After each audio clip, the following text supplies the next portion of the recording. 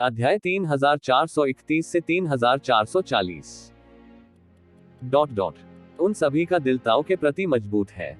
विशेष रूप से ये जिवेन का अस्तित्व एक मार्गदर्शक प्रकाश की तरह है जो उनके भविष्य के विकास का रास्ता दिखाता है। इस समय तू जिवेन समर्थन के रूप में कार्य करता है। स्वाभाविक रूप से उन्हें किसी भी घातक खतरे के बारे में चिंता करने की जरूरत नहीं है। वे अपना सर्वश्रेष्ठ प्रयास कर सकते हैं। थोड़ी सी आज्ञा के बाद ये जिवेन सीधे निकल पड़े। इस बार तो मिलना ही नहीं था। उसके पास पहले से ही उस युग के युद्ध क्षेत्र का एक कच्चा नक्शा था। स्वाभाविक रूप से वह जानता था कि कहां जाना है। हालांकि अराजकता में उत्तर और दक्षिण, पश्चिम और पूर्व के बीच कोई अंतर नहीं है। जब तक एक संदर्भ बिंदु है, सब कुछ ठीक रहेगा। अतीत में यह संदर्भ बिंदु के रूप में सृष्टि का देवता था, लेकिन अब यह संदर्भ बिंदु के रूप में सनसिटी है। ये जिवेन के दिमाग में जल्द ही एक त्रिआयामी नक्शा आकार लेगा। जल्द ही चारों लोग सीधे जापान शहर से बाहर चले गए और अंतहीन अराजकता में गायब हो गए। अराजकता अंतहीन है। कोई दिन नहीं है, कोई रात नहीं है, और सभी दिशाओं में कोई कहावत नहीं है, जिसमें यह भी शामिल है कि जापान के शहर के ऊपर अंतहीन अराजकता है, लेकिन जापान के शहर के शीर्ष पर एक धूप चमक रही है, इसलिए कि जापान का शहर हमेशा गौरवशाली रहेगा और वहां कभी रात नहीं होगी। अराजकता में प्रवेश करने के बाद तू जिवेन और अन्य लोगों को तुरंत महसूस हुआ कि अराजकता की क्यूई उस पर हावी हो गई है। ये जिवेन ठीक था। ये अराजक क्यूई वास्तव में उसे चोट नहीं पहुंचा सकती थी। जब बात उसके पूरे शरीर की आती तो वह अपने आप परिष्कृत हो जाता।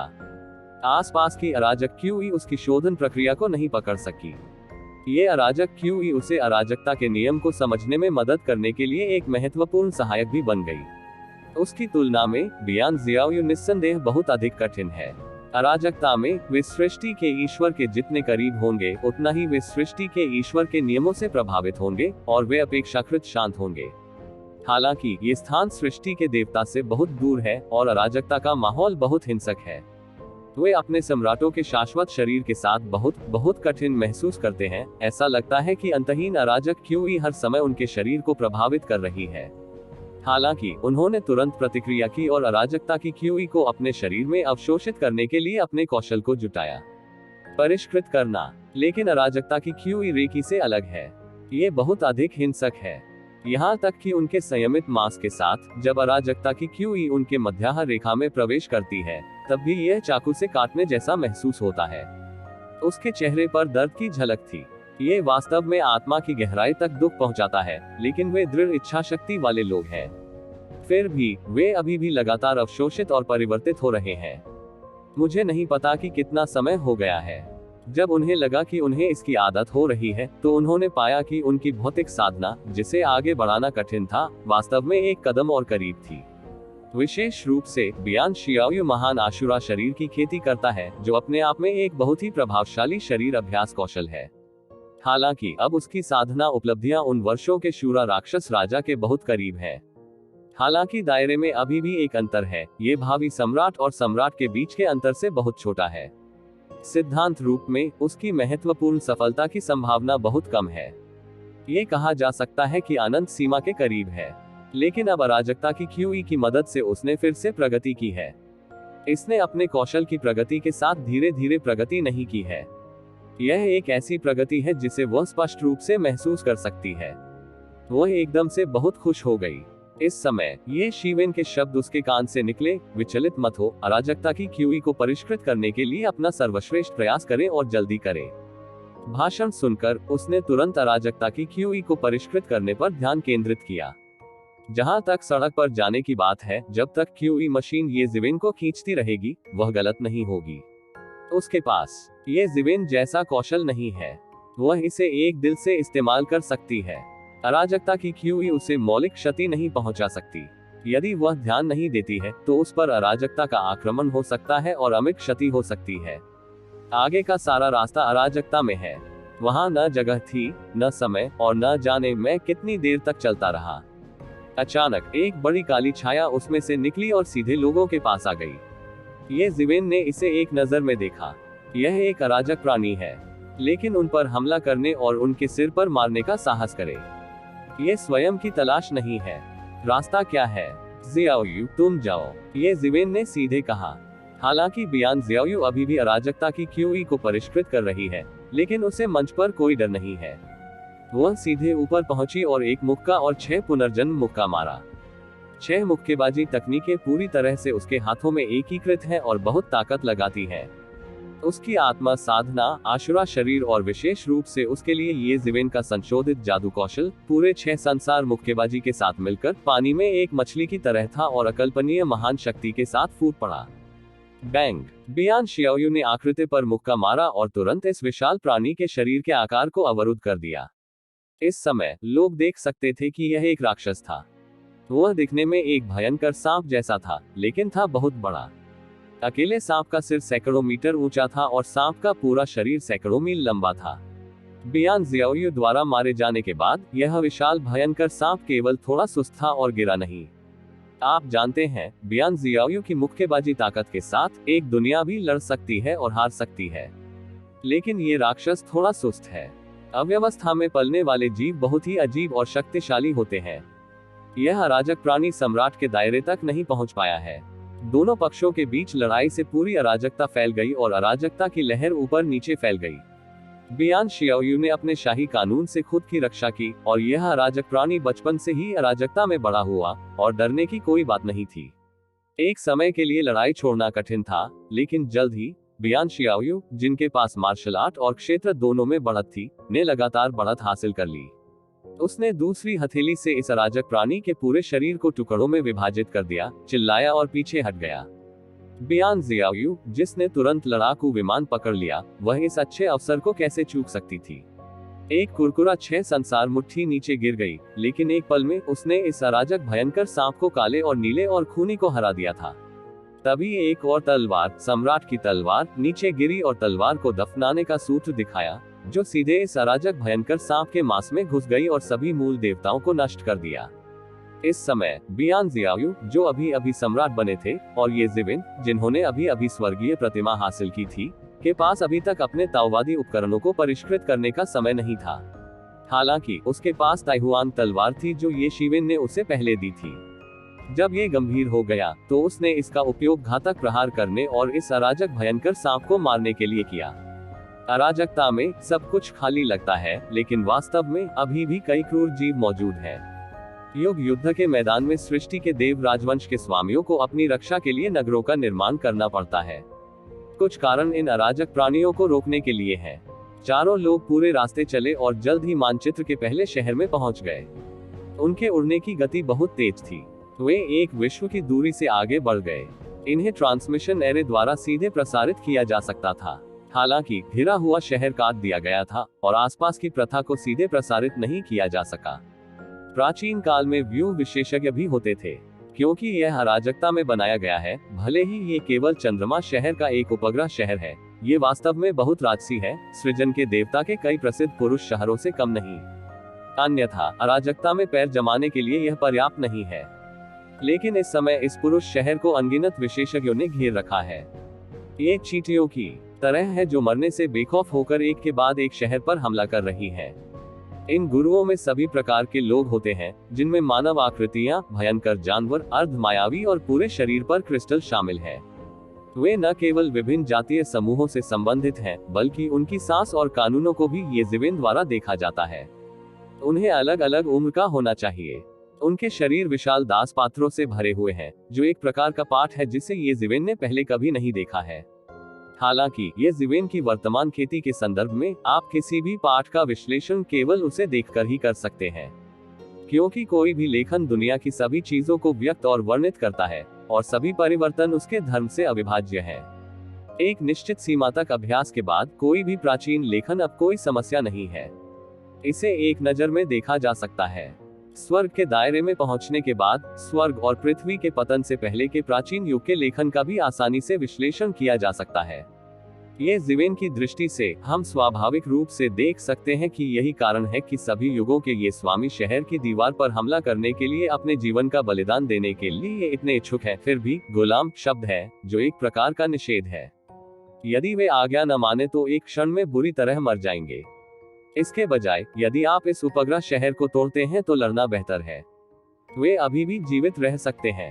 इससे भी अधिक क्रूर बात यह है कि यदि इन विशेषज्ञों को मार भी दिया जाए तो उन पर दास शब्द का निषेध एक पल में शुरू हो जाएगा और एक बड़े विस्फोट का रूप ले लेगा। यहाँ तक कि बेहद मजबूत शहर की दीवार भी कई पत्थर के मलबे से बाहर निकल जाएगी।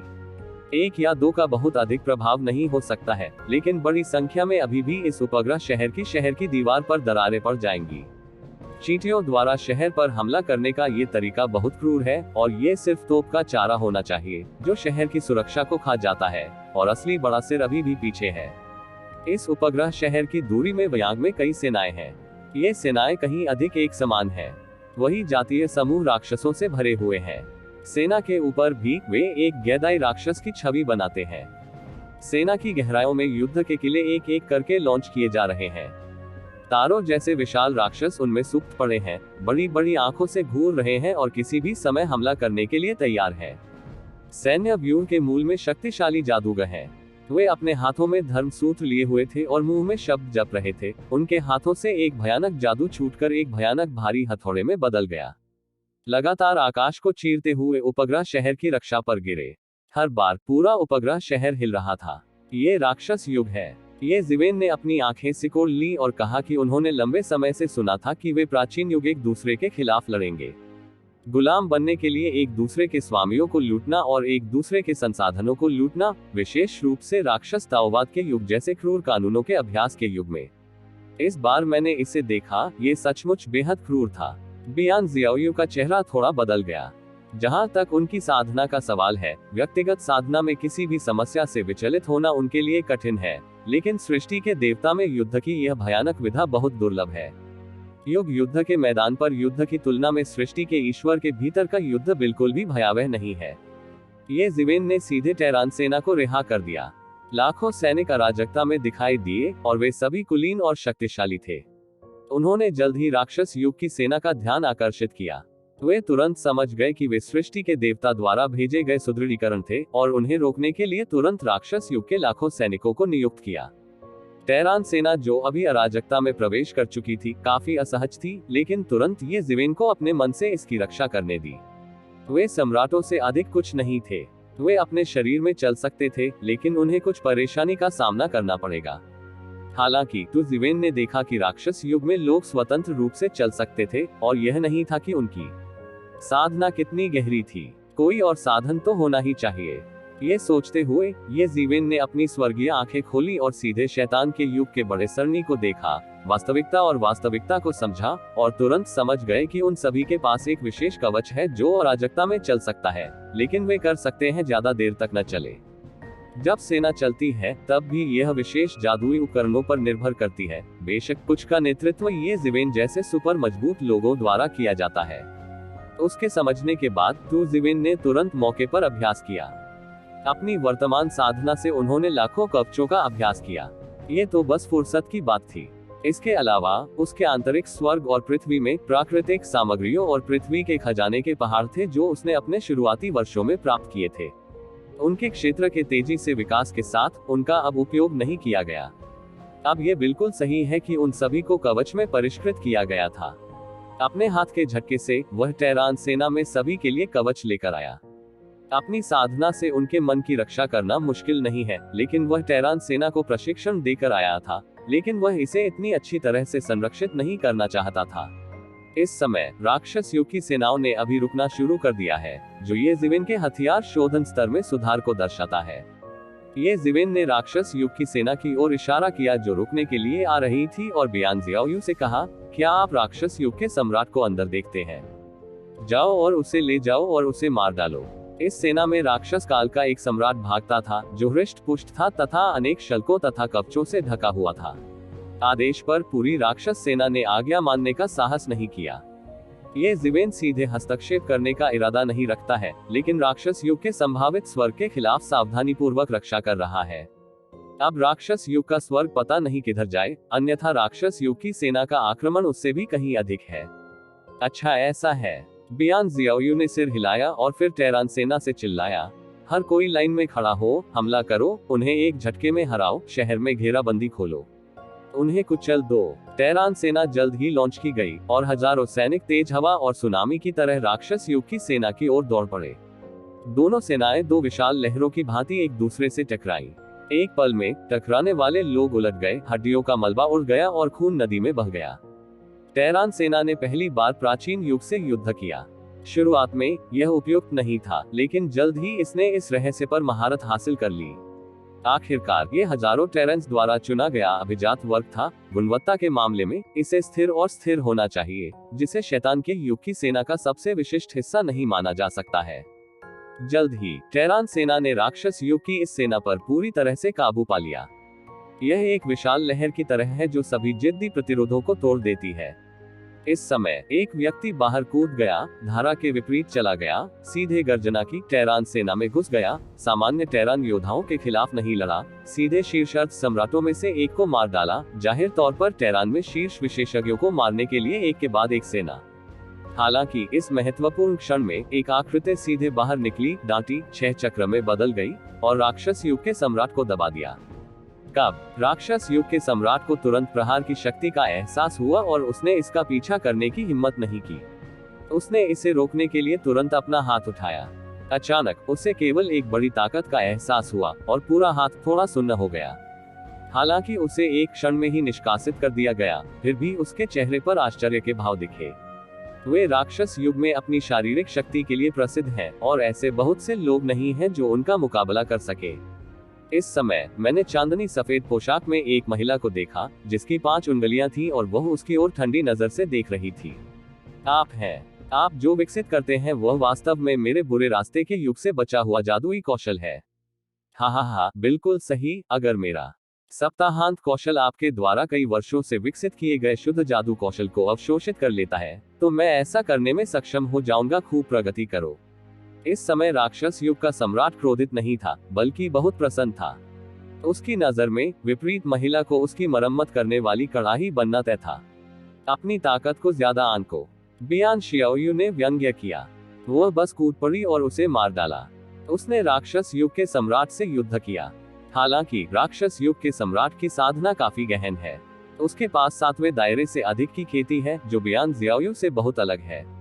तुम्हें विरोध करने की जरूरत नहीं है। अपनी ताकत से तुम मेरे हाथ से बच नहीं सकते।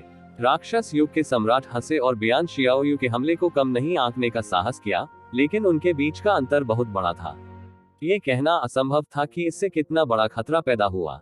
बस मेरी बात मानो, तुम राक्षस युग की मार्शल आर्ट भी विकसित कर रहे हो। तुम मेरे साथ एक स्वाभाविक जोड़ी हो। हमारे राक्षस युग में आना तुम्हारे लिए सबसे सही विकल्प है। घृणित बात, यह आप पर निर्भर है। इसी समय एक तेज आवाज आई। सम्राट सीधे तिरछी मार के बगल में आ गया और वज्र सम्राट ने उसे दूसरी तरफ से घेर लिया। जब 3 लोगों ने इस राक्षस युग के सम्राट पर हमला करने के लिए हाथ मिलाया, तो वह अब उतना निश्चिंत नहीं रह सकता था जितना वह अभी था। विशेष रूप से जेंटियन लेहुआंग का कौशल केवल उसके ऊपर था, उसके नीचे नहीं। एक पल के लिए युद्ध का माहौल बन गया। इस राक्षस युग का सम्राट स्वामी स्पष्ट रूप से एक पुराना हाथ है। हालांकि वह तीनों के हमले के तहत जल्दी में लग रहा था, वह जल्द ही स्थिर हो गया। वह पहली बार नहीं है कि उसने सृष्टि के स्वामी के साथ लड़ाई की है। वह इस युग की मार्शल आर्ट से अपरिचित नहीं है और अपेक्षाकृत आसान है। किताबें पढ़ने के लिए। हालांकि बियान जियाओयू ने उसे दबा दिया और ऊपरी हाथ हासिल कर लिया। उन्होंने कभी भी राक्षस युग के सम्राट विशेषज्ञों के साथ लड़ाई नहीं की और उनके नियम उनसे पहले के नियमों से अलग थे। कुछ समय के लिए, हालांकि उसके पास ऊपरी हाथ था, वह इस ऊपरी हाथ को राक्षस युग के सम्राट विशेषज्ञों को मारने के अवसर में पूरी तरह से नहीं बदल सका। हालांकि क्योंकि राक्षस युग के सम्राट और स्वामी को नीचे खींच लिया गया था, जिस सेना का उन्होंने नेतृत्व किया वह अब टेरान सेना को नहीं रोक सकती थी। इसका पैमाना लगभग समान था, लेकिन उत्कृष्टता की डिग्री के मामले में ये टेरान से काफी अलग था। जब यह अंतर लाखों के आधार में बदल गया तो इससे गुणात्मक परिवर्तन आया। जल्द ही राक्षस युग की ये सेनाएं पराजित और परास्त हो गईं, बिल्कुल भी प्रतिद्वंद्वी नहीं। इस अराजकता में एक बार जब वे घायल हो जाते हैं तो उनकी ताकत के मामले में ये लगभग समाप्त हो जाता है। ये बस एक क्षण का प्रयास है और कोई शव नहीं बचा है। इसके विपरीत टेरान सेना के बीच ये जिवेन के साथ एक अवतार खड़ा है, जो समय समय पर घायल लोगों का इलाज करता है और एक पल में पूर्ण स्थिति में पुनर्जीवित हो जाता है।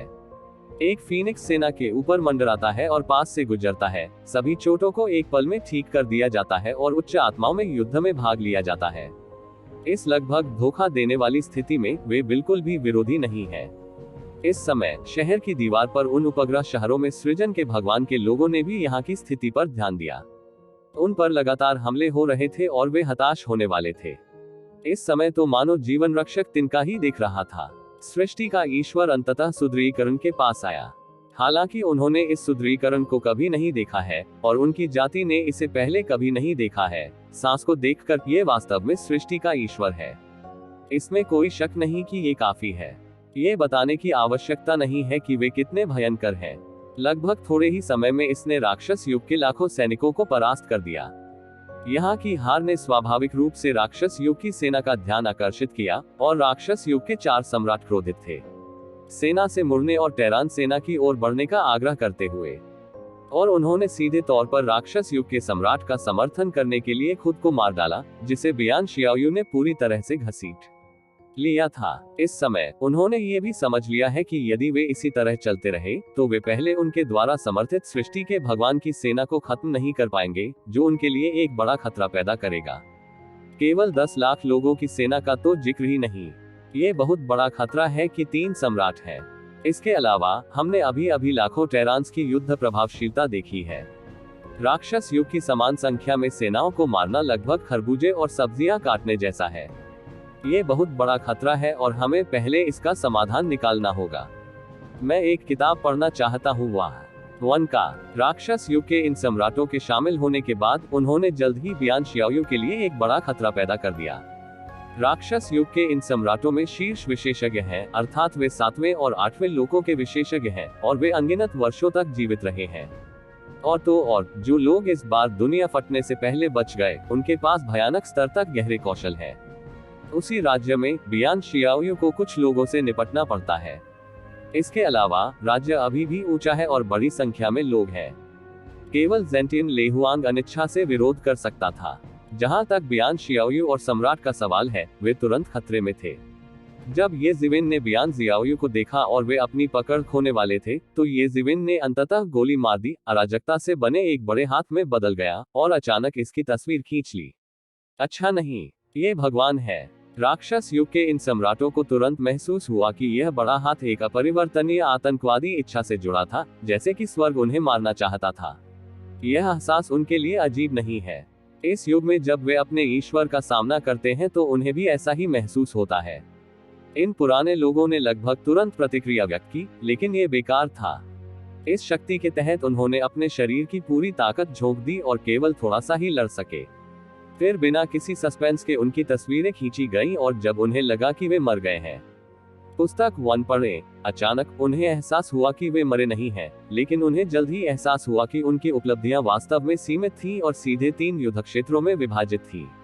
बियान जियाओयू और ज़ेंटिन लेहुआंग ने क्रमशः 2 से निपटा, जबकि मानव सम्राट ने अकेले ही अंतिम से निपटा। और उनकी उपलब्धियां एक दूसरे के समान दायरे तक ही सीमित हैं। उन्होंने उन्हें मारा नहीं, बल्कि उनके कौशल को अवरुद्ध कर दिया। लगभग तुरंत ही वे समझना चाहते थे कि ऐसा क्यों है। अचानक उन्हें बेहद अपमानजनक महसूस हुआ, क्योंकि उन्हें तुरंत समझ में आ गया कि क्यों दूसरे पक्ष के स्वर्गीय पिता उन्हें सीढ़ी के रूप में इस्तेमाल करना चाहते थे और 3 सम्राटों को तेज करने के लिए एक धारदार पत्थर बनना चाहते थे। एकाएक मेरा हृदय क्रोधित हो उठा। मेरा मूल रूप से क्रूर चरित्र अचानक फूट पड़ा और सीधे एक दूसरे को मारने के लिए दौड़ पड़े। शायद जीवंतता का कोई अंश था। यदि उन्हें शुरू में ही पता चल जाता कि इस लाखों सेना में कोई देवता छिपा है, तो वे तुरंत भाग सकते थे। उन्हें आगे आने की हिम्मत नहीं हुई। क्या तुम मजाक कर रहे हो? हालांकि वे मजबूत हैं और उनके पास बहुत सारे छिपे हुए कार्ड हैं, उनके पास अंतिम भगवान को जीतने का कोई मौका नहीं है। यह उल्लेख करने की जरूरत नहीं है कि वे शीर्ष सम्राट भी नहीं है। लेकिन अब कोई रास्ता नहीं है। केवल अपने विरोधियों को मारकर ही उनके जीवित रहने की कुछ संभावनाएं हो सकती है। वे नहीं जानते कि वे कितने वर्षों तक जीवित रहे। वे यहाँ बिल्कुल मरना नहीं चाहते। और बियान जियाओयू ने तुरंत ये जिवेन के इरादे को समझ लिया और समझ गया कि ये जिवेन अपने विचारों को निखारना चाहते थे, लेकिन इस समय अधिक कहने का समय नहीं था। विपरीत युग का सम्राट जीवित रहने के लिए पागलों की तरह दौड़ पड़ना चाहते हैं। भले ही उन्हें समान स्तर पर स्थानांतरित कर दिया जाए, फिर भी उन्हें इन पुराने राक्षसों का सामना करना पड़ेगा। हालांकि इस समय स्वर्ग का मार्ग अभी भी भगवान राजवंश में है और उन्हें अभी भी एक फायदा है। उसी स्तर पर प्राचीन युग के उन पुराने राक्षसों के पास अक्सर वर्षों से संचित कौशल होते हैं। एक बार जब वे ये लाभ खो देंगे तो वे तुरंत बहुत कमजोर हो जाएंगे। ये बात खत्म करने के बाद जिविन ने फिर से युद्ध के मैदान की ओर देखा। इस समय शैतान की युग सेना के लाखों सैनिकों ने इसे मार डाला, जो निस्संदेह लाखों टेरान सैनिकों के लिए बहुत चौंकाने वाला है। यदि वे सभी टेरान के कुलीन नहीं होते तो वे ऐसी लड़ाई देखने के लिए पागल हो जाते। केवल अराजकता में ऊपर और नीचे जगह होती है। इतनी भयानक संख्या में सैनिकों को आसानी से लॉन्च किया जा सकता है। ये जिवेन ने फिर से गोली चलाई। उसके हाथ में एक नाग की तलवार दिखाई दी और फिर उसे धीरे से लहराया, जैसे कि कुछ भी पैदा नहीं हुआ हो। हालांकि भयानक राक्षस राजा की आभासी छाया मूल रूप से शैतान के रास्ते की युग सेना के ऊपर सैन्य आत्मा द्वारा घनीभूत हो गई थी। अचानक किसी चीज से कटी हुई प्रतीत हुई और यह एक पल में टूट गई। उफ उफ उफ। देखते ही देखते राक्षस युग की अनगिनत सेनाओं ने सामूहिक रूप से खून की उल्टी कर दी। सैन्य आत्मा उनकी सभी इच्छाओं का सामंजस्य है। यदि सैन्य आत्मा को नहीं तोड़ा गया तो उनकी युद्ध शक्ति बहुत बढ़ जाएगी। हालांकि एक बार जब सैन्य आत्मा टूट गई तो इसमें अपनी आत्मा को एकीकृत करने वाले सभी लोग गंभीर रूप से घायल हो जाएंगे। शैतान के युग की सेना द्वारा एकत्र की गई सैन्य आत्मा के साथ सम्राट भी उस पर हमला करने की हिम्मत नहीं करता, अन्यथा उसे गंभीर उल्टा दंश झेलना पड़ेगा और शिखर सम्राट गंभीर रूप से घायल हो जाएगा। इसलिए इस स्तर की सेना के सामने सम्राट स्तर का विशेषज्ञ केवल बड़े पैमाने पर ही भाग सकता है। हालांकि एक से लाखों को हराना असंभव है। एक चाल से हमला करने के लिए उनके लिए एक अकेला सैनिक पर्याप्त नहीं है, लेकिन एक सैन्य आत्मा में संघनित होने के बाद ये बेहद भयानक हो जाता है। हालांकि ये जिवेन की ताकत के साथ स्वाभाविक रूप से कोई समस्या नहीं है। वे जवाबी हमले वाली ताकतें ये जिवेन की रक्षा को भी नहीं तोड़ सकती। सामूहिक खून की उल्टियों के बाद इस सेना का आक्रमण अचानक बंद हो गया। इस बार एक संपूर्ण सरणी को इकट्ठा करना वास्तव में कठिन था। उनका तो जिक्र ही नहीं, सेना की आत्मा तक नष्ट हो गई। हालांकि ये लगभग आगे और पीछे के पैरों का कुंग-फू था। टेरान सेना ने स्टील के चाकू की तरह एक के बाद एक प्रकाश पर कदम रखा और अजेय रही। क्योंकि सैन्य आत्मा नष्ट हो गई थी, वे कोई सभ्य जवाबी हमला भी नहीं कर सके। कई कमजोर लोग तो बस मूर्ख बन गए। केवल कुछ विशेषज्ञ ही त्वरित प्रतिक्रिया दे सकते हैं। उनके पास गहरे कौशल हैं और वे तेजी से ठीक हो जाते हैं। हालांकि 30 या 50 बिखरे हुए लोगों की भीड़ एक मंटिस है जो टेरान सेना को रोक नहीं सकती है। थोड़े ही समय में टेरान सेना ने आगे पीछे कई लोगों को मार डाला। वे जहां जहां से गुजरे, राक्षस युग की सारी सेनाएं नष्ट हो गईं और वे परास्त हो गए। लाखों लोग सीधे तौर पर मारे गए हैं या अपने ही पैरों के नीचे दबकर मर गए हैं। राक्षस युग के सम्राट, जिन्होंने बियान जियाओयू के साथ युद्ध किया था, ने ये दृश्य देखा और उनकी आंखों से खून और आंसू बह निकले। ये वे तैनाती और अभिजात वर्ग हैं जिन्हें उन्होंने बार बार स्वर्ग और पृथ्वी के पतन से बाहर निकाला। अब उन्हें मुर्गों और कुत्तों की तरह काटा जाने लगा है। वे अपने हृदय में जानते थे कि यह अवश्य ही भाग्य विधाता का सम्राट रहा होगा। अन्यथा राक्षस युग की सेना की युद्ध प्रभावशीलता के संदर्भ में भले ही समग्र युद्ध प्रभावशीलता भिन्न हो, उस विशाल संख्या के साथ टेरान सेना के लिए इसे रोकना बहुत मुश्किल हो गया है। लंबे समय तक इसे निगला भी जा सकता है। मात्रा के संदर्भ में उनके पास पूर्ण लाभ है, लेकिन वे इस बात का विरोध नहीं कर सकते कि दूसरे पक्ष के पास भगवान है। यह मात्रा और गुणवत्ता के बीच एक आदर्श लड़ाई है। टेरान सेना गुणवत्ता में श्रेष्ठ है, लेकिन मात्रा में नहीं। हालांकि ये जिवेन पर भरोसा करते हुए एक व्यक्ति ने पूरी तरह से लाभ वापस ले लिया है, इसलिए ये कहना मुश्किल है कि कौन अधिक शक्तिशाली है। लड़ो और उन्हें मार डालो। राक्षस युग के इन सम्राटों पर राक्षसों का कब्जा हो गया और वे पागलों की तरह आक्रमण करने लगे। हालांकि वहां केवल कुछ मिलियन टेरान हैं, उनके पीछे ये जिवेन की मदद है। केवल 10 लाख लोग ही हैं जो दिल से हत्या करते हैं। राक्षस युग की सेनाएं दिन प्रतिदिन पीछे हटती जा रही हैं। वे बस सभ्य रक्षा का आयोजन नहीं कर सकते हैं और पूरी सैन्य आत्मा हार जाती है। इस समय लाखों सैनिक उपग्रह शहर से बाहर निकले और टेरान सेना के साथ राक्षस युग की सेना पर हमला किया। हालांकि वे समग्र रूप से टेरान सेना की तरह कुलीन नहीं है। राक्षस युग की सेना ने इस समय अपनी आत्मा खो दी है। वे भी इसे रोक नहीं पाते और मार खाकर पीछे हट जाते हैं। सभी उम्र के दास स्वामी जो चींटियों द्वारा शहर पर हमला कर रहे थे, एक के बाद एक रुक गए। इस समय उन पर नियंत्रण रखने वालों को अपनी कोई परवाह नहीं थी। स्वाभाविक रूप से उन्हें ऊपर जाने और एक एक करके मरने की जरूरत नहीं थी, लेकिन वे बच नहीं पाए क्योंकि दासों द्वारा उन पर प्रतिबंध लगा दिया गया था। पृथ्वी के छोर तक भागने से क्या फायदा जब तक लोग बुराई के युग में जी रहे हैं, वे एक विचार के तहत मरेंगे। और इससे भी अधिक क्रूर बात यह है कि यदि राक्षस युग में टीम का नेतृत्व करने वाले कई राक्षस सम्राट मर जाते हैं, तो उन्हें एक साथ मरना होगा और एक साथ दफनाया जाना होगा। यह उस प्रिंटिंग फॉर्मूले के समान है जिसे येज़िविन ने शुरुआत में ज़ेंटियानलेई सम्राट पर इस्तेमाल किया था, लेकिन यह अधिक तीव्र है। वैसे भी वे सभी मर चुके हैं, इसलिए उन्हें कोई फर्क नहीं पड़ता। जैसे ही टेरान और सैटेलाइट सिटी की सेनाएं शैतान के युग में हार रही थी, सैटेलाइट सिटी से एक आकृति उड़ गई। यह एक सम्राट था जो सीधे येज़िविन के पास गया और एक बड़ा उपहार दिया। मैंने आपको देखा है सर। छोटा मुंह हुआंग पूरे शहर का प्रतिनिधित्व करता है। बचाव में आने के लिए धन्यवाद। यह एक ऐसा सम्राट है जो एक पुराने पेड़ की तरह ऊपर से नीचे तक हरे कानून से घिरा हुआ है। एक नजर में देखा जा सकता है कि अनुशासन लकड़ी व्यवस्था का नियम है। उठो, मुझे धन्यवाद मत दो, मुझे बचाव के लिए आने का आदेश दिया गया था। येज़िविन ने अपना हाथ लहराया और कहा। लकड़ी का सम्राट उठा, येज़िविन पर एक नजर डाली और फिर पूछा, कृपया मेरी भद्दी आंखों के लिए मुझे क्षमा करें। मैं आपका नाम नहीं जानता। मैं सृष्टि के देव राजवंश से आया हूँ। ये सामान्य है कि आप मुझे नहीं जानते, नहीं। वो जून, इस बार जब आपने सुना कि चंद्रमा शहर देव राजवंश में गिर गया, तो आपने समर्थन के लिए सेना का नेतृत्व किया। मैं उनमें से सिर्फ एक हूँ। अब सभी सेनाएं बचाव के लिए अलग अलग जगहों पर चली गई हैं। येज़िविन ने बेहोश होकर कहा। बहुत अच्छा और धन्यवाद, लकड़ी सम्राट ने आश्चर्य और खुशी से कहा। इस दौरान उन्हें अभूतपूर्व बदलावों का सामना करना पड़ा है। चंद्रमा का शहर, जिसे शाश्वत देव शहर के रूप में जाना जाता है, जो कभी नहीं गिरा, गिर गया है। ये उपग्रह शहर चंद्रमा के शहर के आसपास थे। वह जानता था कि वहां प्राचीन काल की सेना होगी। वह पूरे दिन दहशत में रहा। वह अन्य दिव्य शहरों के बचाव की प्रतीक्षा कर रहा था। अब वह सीधे भाग्य के भगवान राजवंश के सुदृढ़ीकरण की प्रतीक्षा कर रहा था, और वह बहुत दृढ़ था। क्या आप अपने शहर के एकमात्र सम्राट हैं? येज़िविन ने लकड़ी के सम्राट की ओर देखा। लकड़ी के सम्राट की कुशलता भी गहन थी। उसके पास 8वें लोक की खेती भी थी, जो वज्र सम्राट से कम नहीं थी। उसे बस ऐसा लगा कि वह एक विशाल उपग्रह शहर की रखवाली कर रहा है। अभी भी थोड़ा अपर्याप्त है।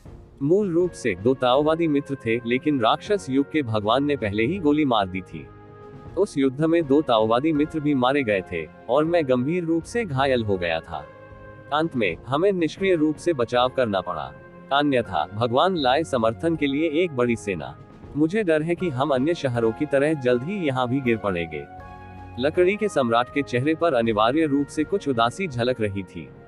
प्रथम विश्व युद्ध में मारे गए 2 ताओवादी मित्र हथियारबंद कॉमरेड थे, जो कई वर्षों से उसके मित्र थे। सम्राट जैसा कट्टर ताओवादी निर्दयी नहीं था। दर्द के बिना लंबी अवधि की दोस्ती का कोई कारण नहीं है। शैतान के युग में एक स्वर्गीय प्राणी आया। मैंने उसे क्यों नहीं देखा? येज़िविन ने पूछा। मूल रूप से राक्षस युग का शैतान भी घेराबंदी में भाग ले रहा था, लेकिन बाद में ऐसा लगा कि उसे कुछ खबर मिली और वह चला गया। केवल सेना ने शहर पर हमला करना जारी रखा और बाद में आप बचाव के लिए आए, लकड़ी के सम्राट ने समझाया। येज़िविन ने थोड़ा सा भौहें सिकोड़ी। यदि शैतान के युग की सेना में कोई शैतान है तो स्थिति अलग है, लेकिन इससे कोई फर्क नहीं पड़ता। जब वह राक्षस वापस आता है तो वह आकाश को घुमा नहीं सकता। हालांकि ये उपग्रह शहर 10 दिव्य शहरों की तरह राजसी नहीं है, लेकिन तियानजुन के लिए खुद से इसे तोड़ना असंभव है, क्योंकि जब इन शहरों की स्थापना की गई थी तो उन्हें सृजन के देवता के तियानजुन द्वारा स्थापित किया गया था, और इसके जवाबी उपाय भी हैं तियानजुन के खिलाफ। अन्यथा सेना क्यों भेजे? केवल वे स्वर्गीय स्वामी ही एक एक करके पार हो गए। येज़िविन ने लकड़ी के सम्राट को उन 3 शहरों के बारे में बताया जिन पर उसका अधिकार था। अब इस नगर को उसके द्वारा बचाया गया है और दूसरे का पतन हो गया है। केवल एक ही अभी भी अज्ञात है और उससे पूछने की आवश्यकता है। अपने सम्मान को वापस रिपोर्ट करें। जहां तक मुझे पता है, इस क्षेत्र को राक्षस युग की सेना ने नष्ट कर दिया है। अब राक्षस युग की सभी सेनाएं यहाँ हैं। आपके पास दूसरे शहर में जाने का समय नहीं होना चाहिए। आप ऐसा कर सकते हैं, जाने दो, लकड़ी सम्राट ने रुककर कहा। अच्छी बात है। येज़िविन ने सिर हिलाया और एक उपग्रह शहर पर विजय प्राप्त की, जो बहुत सारे संसाधनों और धन को लूटने के लिए बाध्य था। इसमें कोई आश्चर्य नहीं कि उन प्राचीन युगों को बैचों और क्षेत्रों में साफ करना पड़ा। अन्यथा मुझे डर था कि लूट का माल असमान रूप से विभाजित हो जाएगा। महाराज, अब आपके अधीन अन्य ताओवादी मित्रों के लिए ये कठिन है। क्या आप चाहते हैं कि मैं मदद करूं? लकड़ी के सम्राट ने कहा कि अपनी ताकत के साथ एक बार उसने एक कदम उठाया तो स्वाभाविक रूप से उनकी स्थिति में काफी सुधार होगा। नहीं, मैं बस उन्हें प्रशिक्षित करने की कोशिश कर रहा हूँ। अन्यथा मैं अपने बैकहैंड से राक्षस युग के इन राक्षस सम्राटों को नष्ट कर सकता हूँ। ये जिवेन ने अपना सिर हिलाया। तभी लकड़ी के सम्राट को आखिरकार ये जिवेन की योजना समझ में आ गई। वह मन ही मन स्तब्ध रह गया। उसने राक्षस युग के इन सम्राटों को अपनी कमान को मजबूत करने के लिए कदम के रूप में इस्तेमाल किया। ऐसा केवल सम्राट ही कर सकता था। ये जानकर कि दूसरी तरफ का शहर सुरक्षित है, ये जिवेन राहत की सांस ले सकते हैं। उसे लड़ाई यहीं खत्म करने और समर्थन के लिए दूसरी तरफ जाने की जरूरत नहीं है। वह कई लोगों को लड़ते हुए देख सकता है। यद्यपि ये जिवेन ने अपनी क्षमता को दबा दिया है, इसने जीवन की उत्पत्ति से क्रूरता को भी उत्तेजित किया है। अकेले ही उनके विचार में ये भागने का उनका एकमात्र मौका हो सकता है। इसलिए बियान शियाओयू ने बहुत कड़ा संघर्ष किया, विशेषकर बियान शियाओयू ने। उसका हुनर सबसे कमजोर है और उसका दायरा भी सबसे कमजोर है। अब उसे ये जिवेन द्वारा एक ही दायरे में दबाए गए दो पुराने राक्षसों का सामना करना होगा। इस समय उसे उसकी पूरी क्षमता से बाहर कर दिया गया था। उसने ये नहीं सोचा कि ये जिवेन उसके बगल में सामान लूट रहा है। ये सिर्फ जीवन और मृत्यु का युद्ध था। इस समय पहले से निगले गए चुआगहुआ जुआनदान को भी इस स्थिति के तहत पागलपन से परिष्कृत किया गया था। मूल रूप से उसके कौशल को एक सांस में परिष्कृत करना असंभव था। ये केवल थोड़ा परिष्कृत था, लेकिन केवल थोड़ा परिष्कृत था जिससे उन्हें अपने दायरे को स्थिर करने में मदद मिली।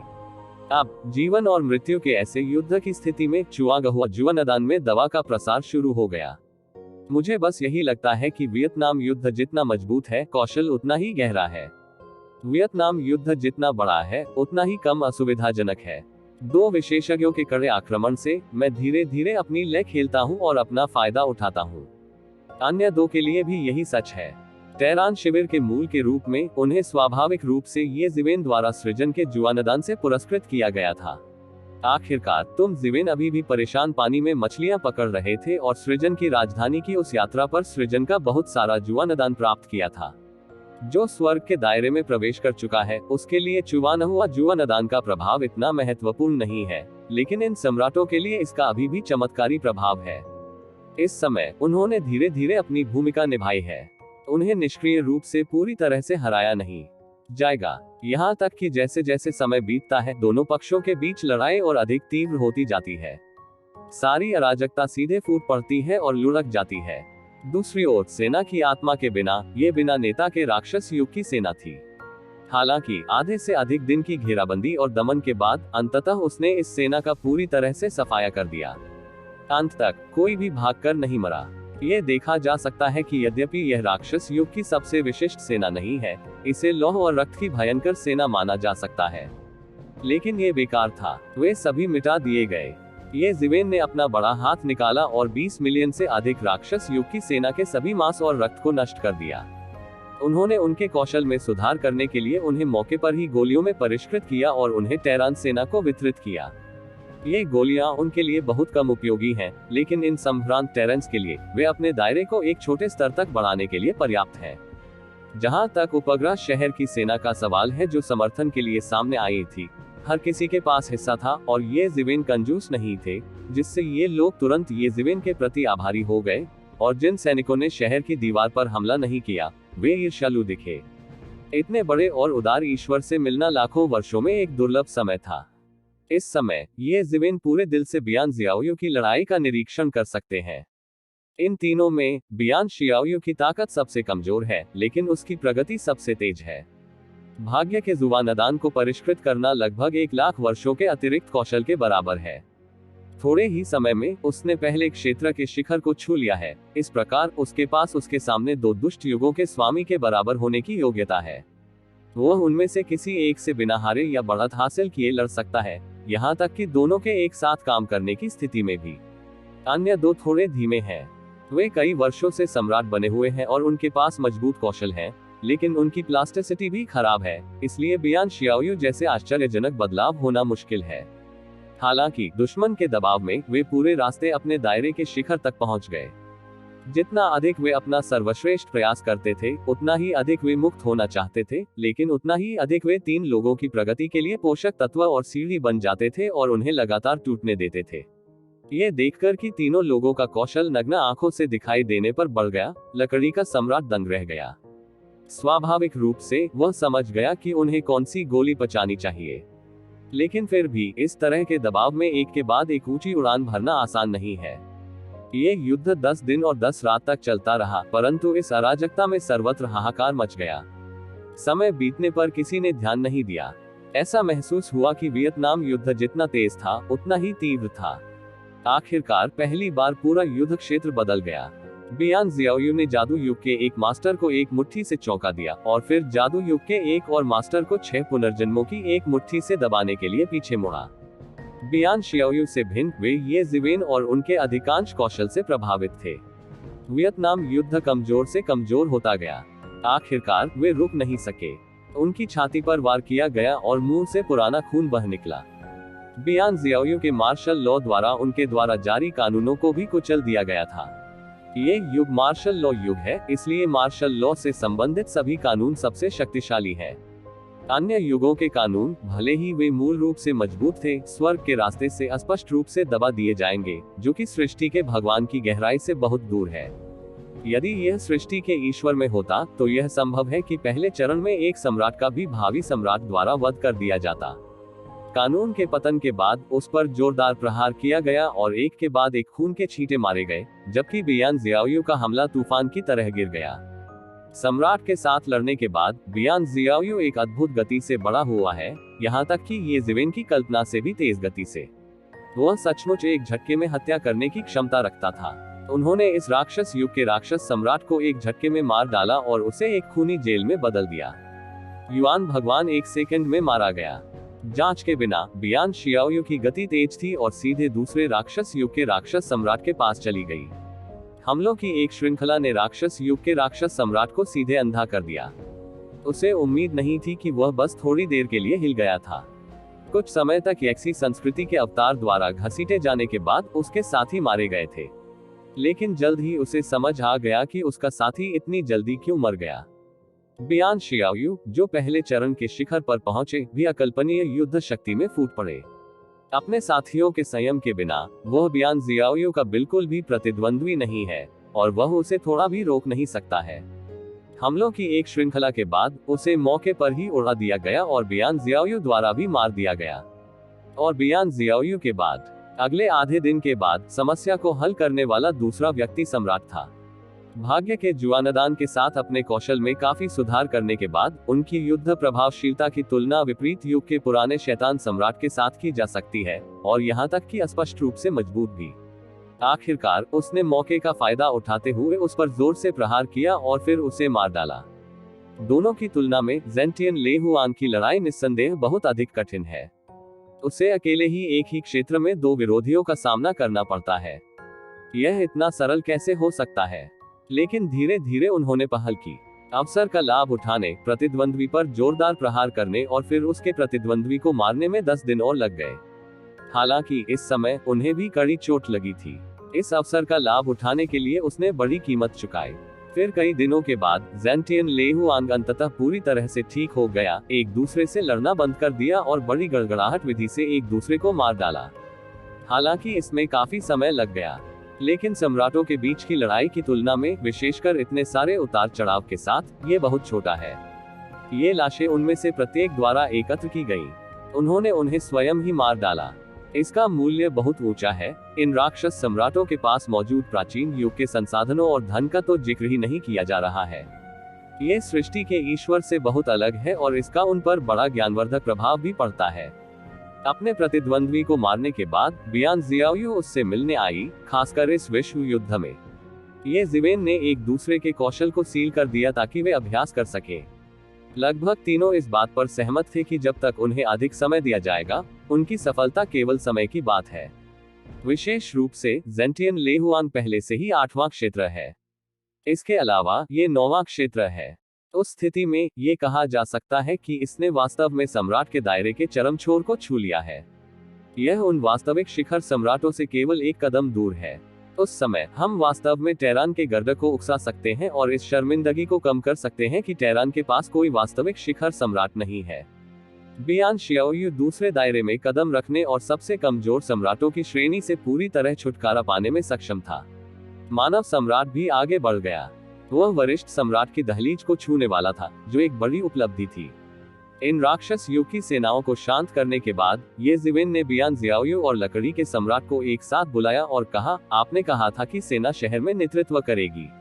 इससे पहले लकड़ी के सम्राट ने कहा था कि इस क्षेत्र में एक राक्षस भगवान है। मैं इससे खोजूंगा।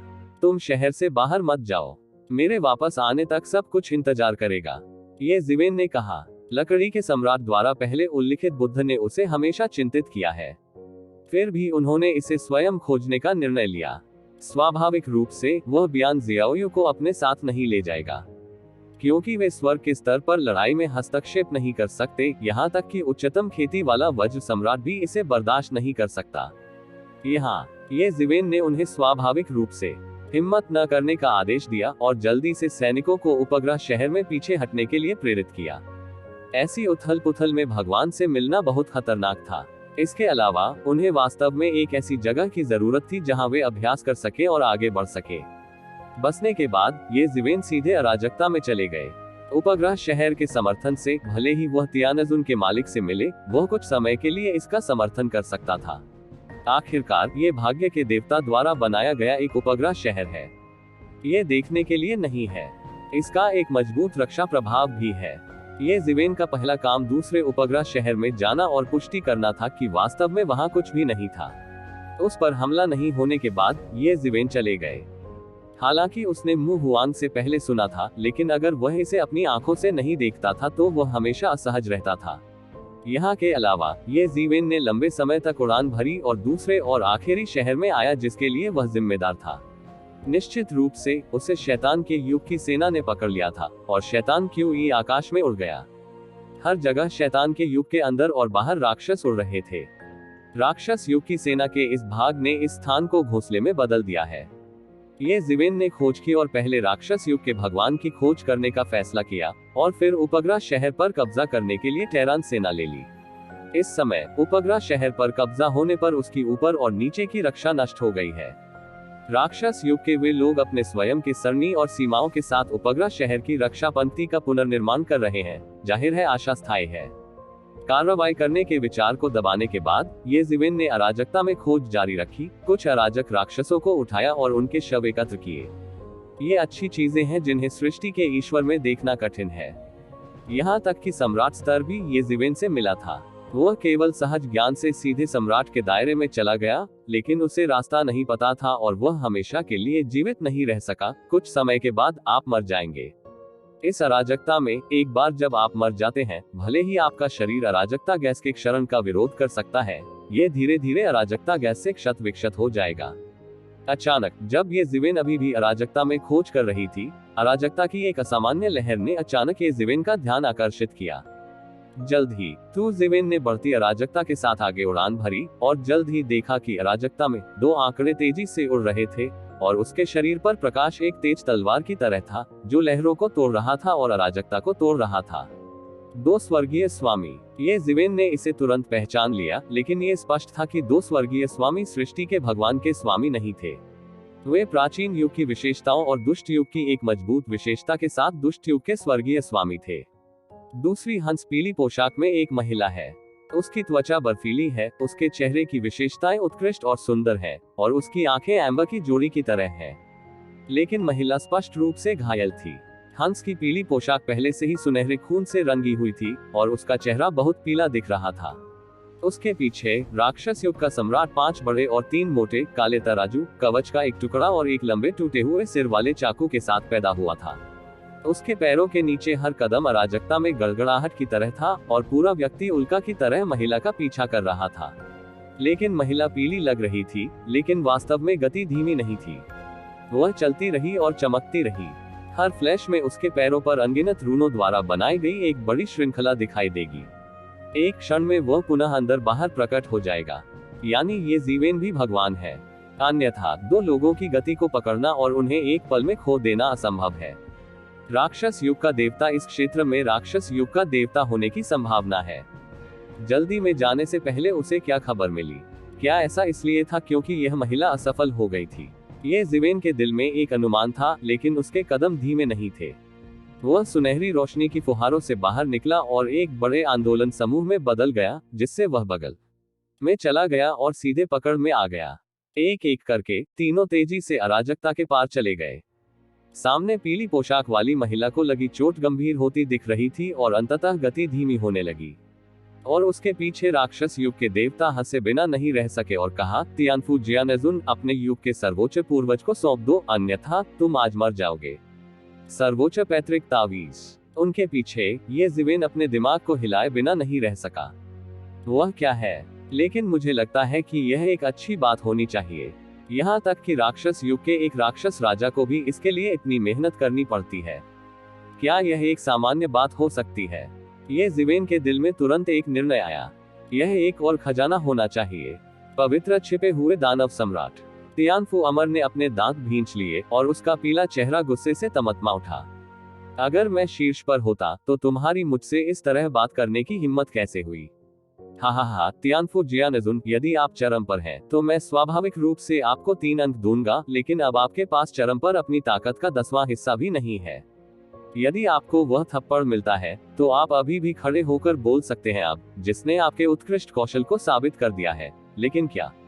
पवित्र छिपे हुए शैतान सम्राट हंसे और इस बात से इनकार नहीं किया कि चरम अवधि में उसकी ताकत और तियानफू जियानेजुन के बीच एक बड़ा अंतर था, लेकिन चरम अवधि में ये केवल तियानफू जियानेजुन था। अब वह सिर्फ एक खोया हुआ कुत्ता है। तियानफू अमर क्रोधित और चिंतित था और उसने गुस्से से कहा, भले ही मैं मर जाऊं, तुम सफल नहीं हो सकते। मैं ये देखना चाहता हूं कि आप किस हद तक इस पर कायम रह सकते हैं। अब जब रून युग नष्ट हो गया है, तो आपकी सारी दृढ़ता व्यर्थ है। हमारे साथ जुड़ना बेहतर है। हमारे राक्षस युग में सभी घटनाएं और सभी नदियां शामिल हैं। किसी भी युग के लोग इसमें शामिल हो सकते हैं और अपना उचित स्थान प्राप्त कर सकते हैं। जब तक आप सर्वोच्च पैतृक रून की पेशकश करते हैं, तब तक आप महान उपलब्धियां हासिल कर सकते हैं। यहाँ तक कि हमारे ताओ युग के राक्षस भी एक पल के लिए नर्म दिल वाले हैं। अपने फुदाओ युग के बाकी लोगों को जाने दे। यह असंभव नहीं है आपके लिए फुदाओ युग का पुनर्निर्माण करना। ये सिर्फ इतना है कि यह मेरे दानव युग की सहायक कंपनी होनी चाहिए और हजारों पीढ़ियों तक दुनिया पर हावी रहने के लिए मेरे दानव युग की सेवा करनी चाहिए। पवित्र छिपे हुए दानव सम्राट मुस्कुराए और जल्दी में नहीं थे। ऐसा लगता था कि उसने तय कर लिया था कि देर सवेर फुक्सियन की मूर्ति टिकने में असमर्थ होगी। हालांकि ये वैसा नहीं है जैसा उन्होंने अपने दिल में कहा था। जब तक तियानफू अमर ने सर्वोच्च पैतृक ताबीज सौंप दिया, वह उसे जाने देगा।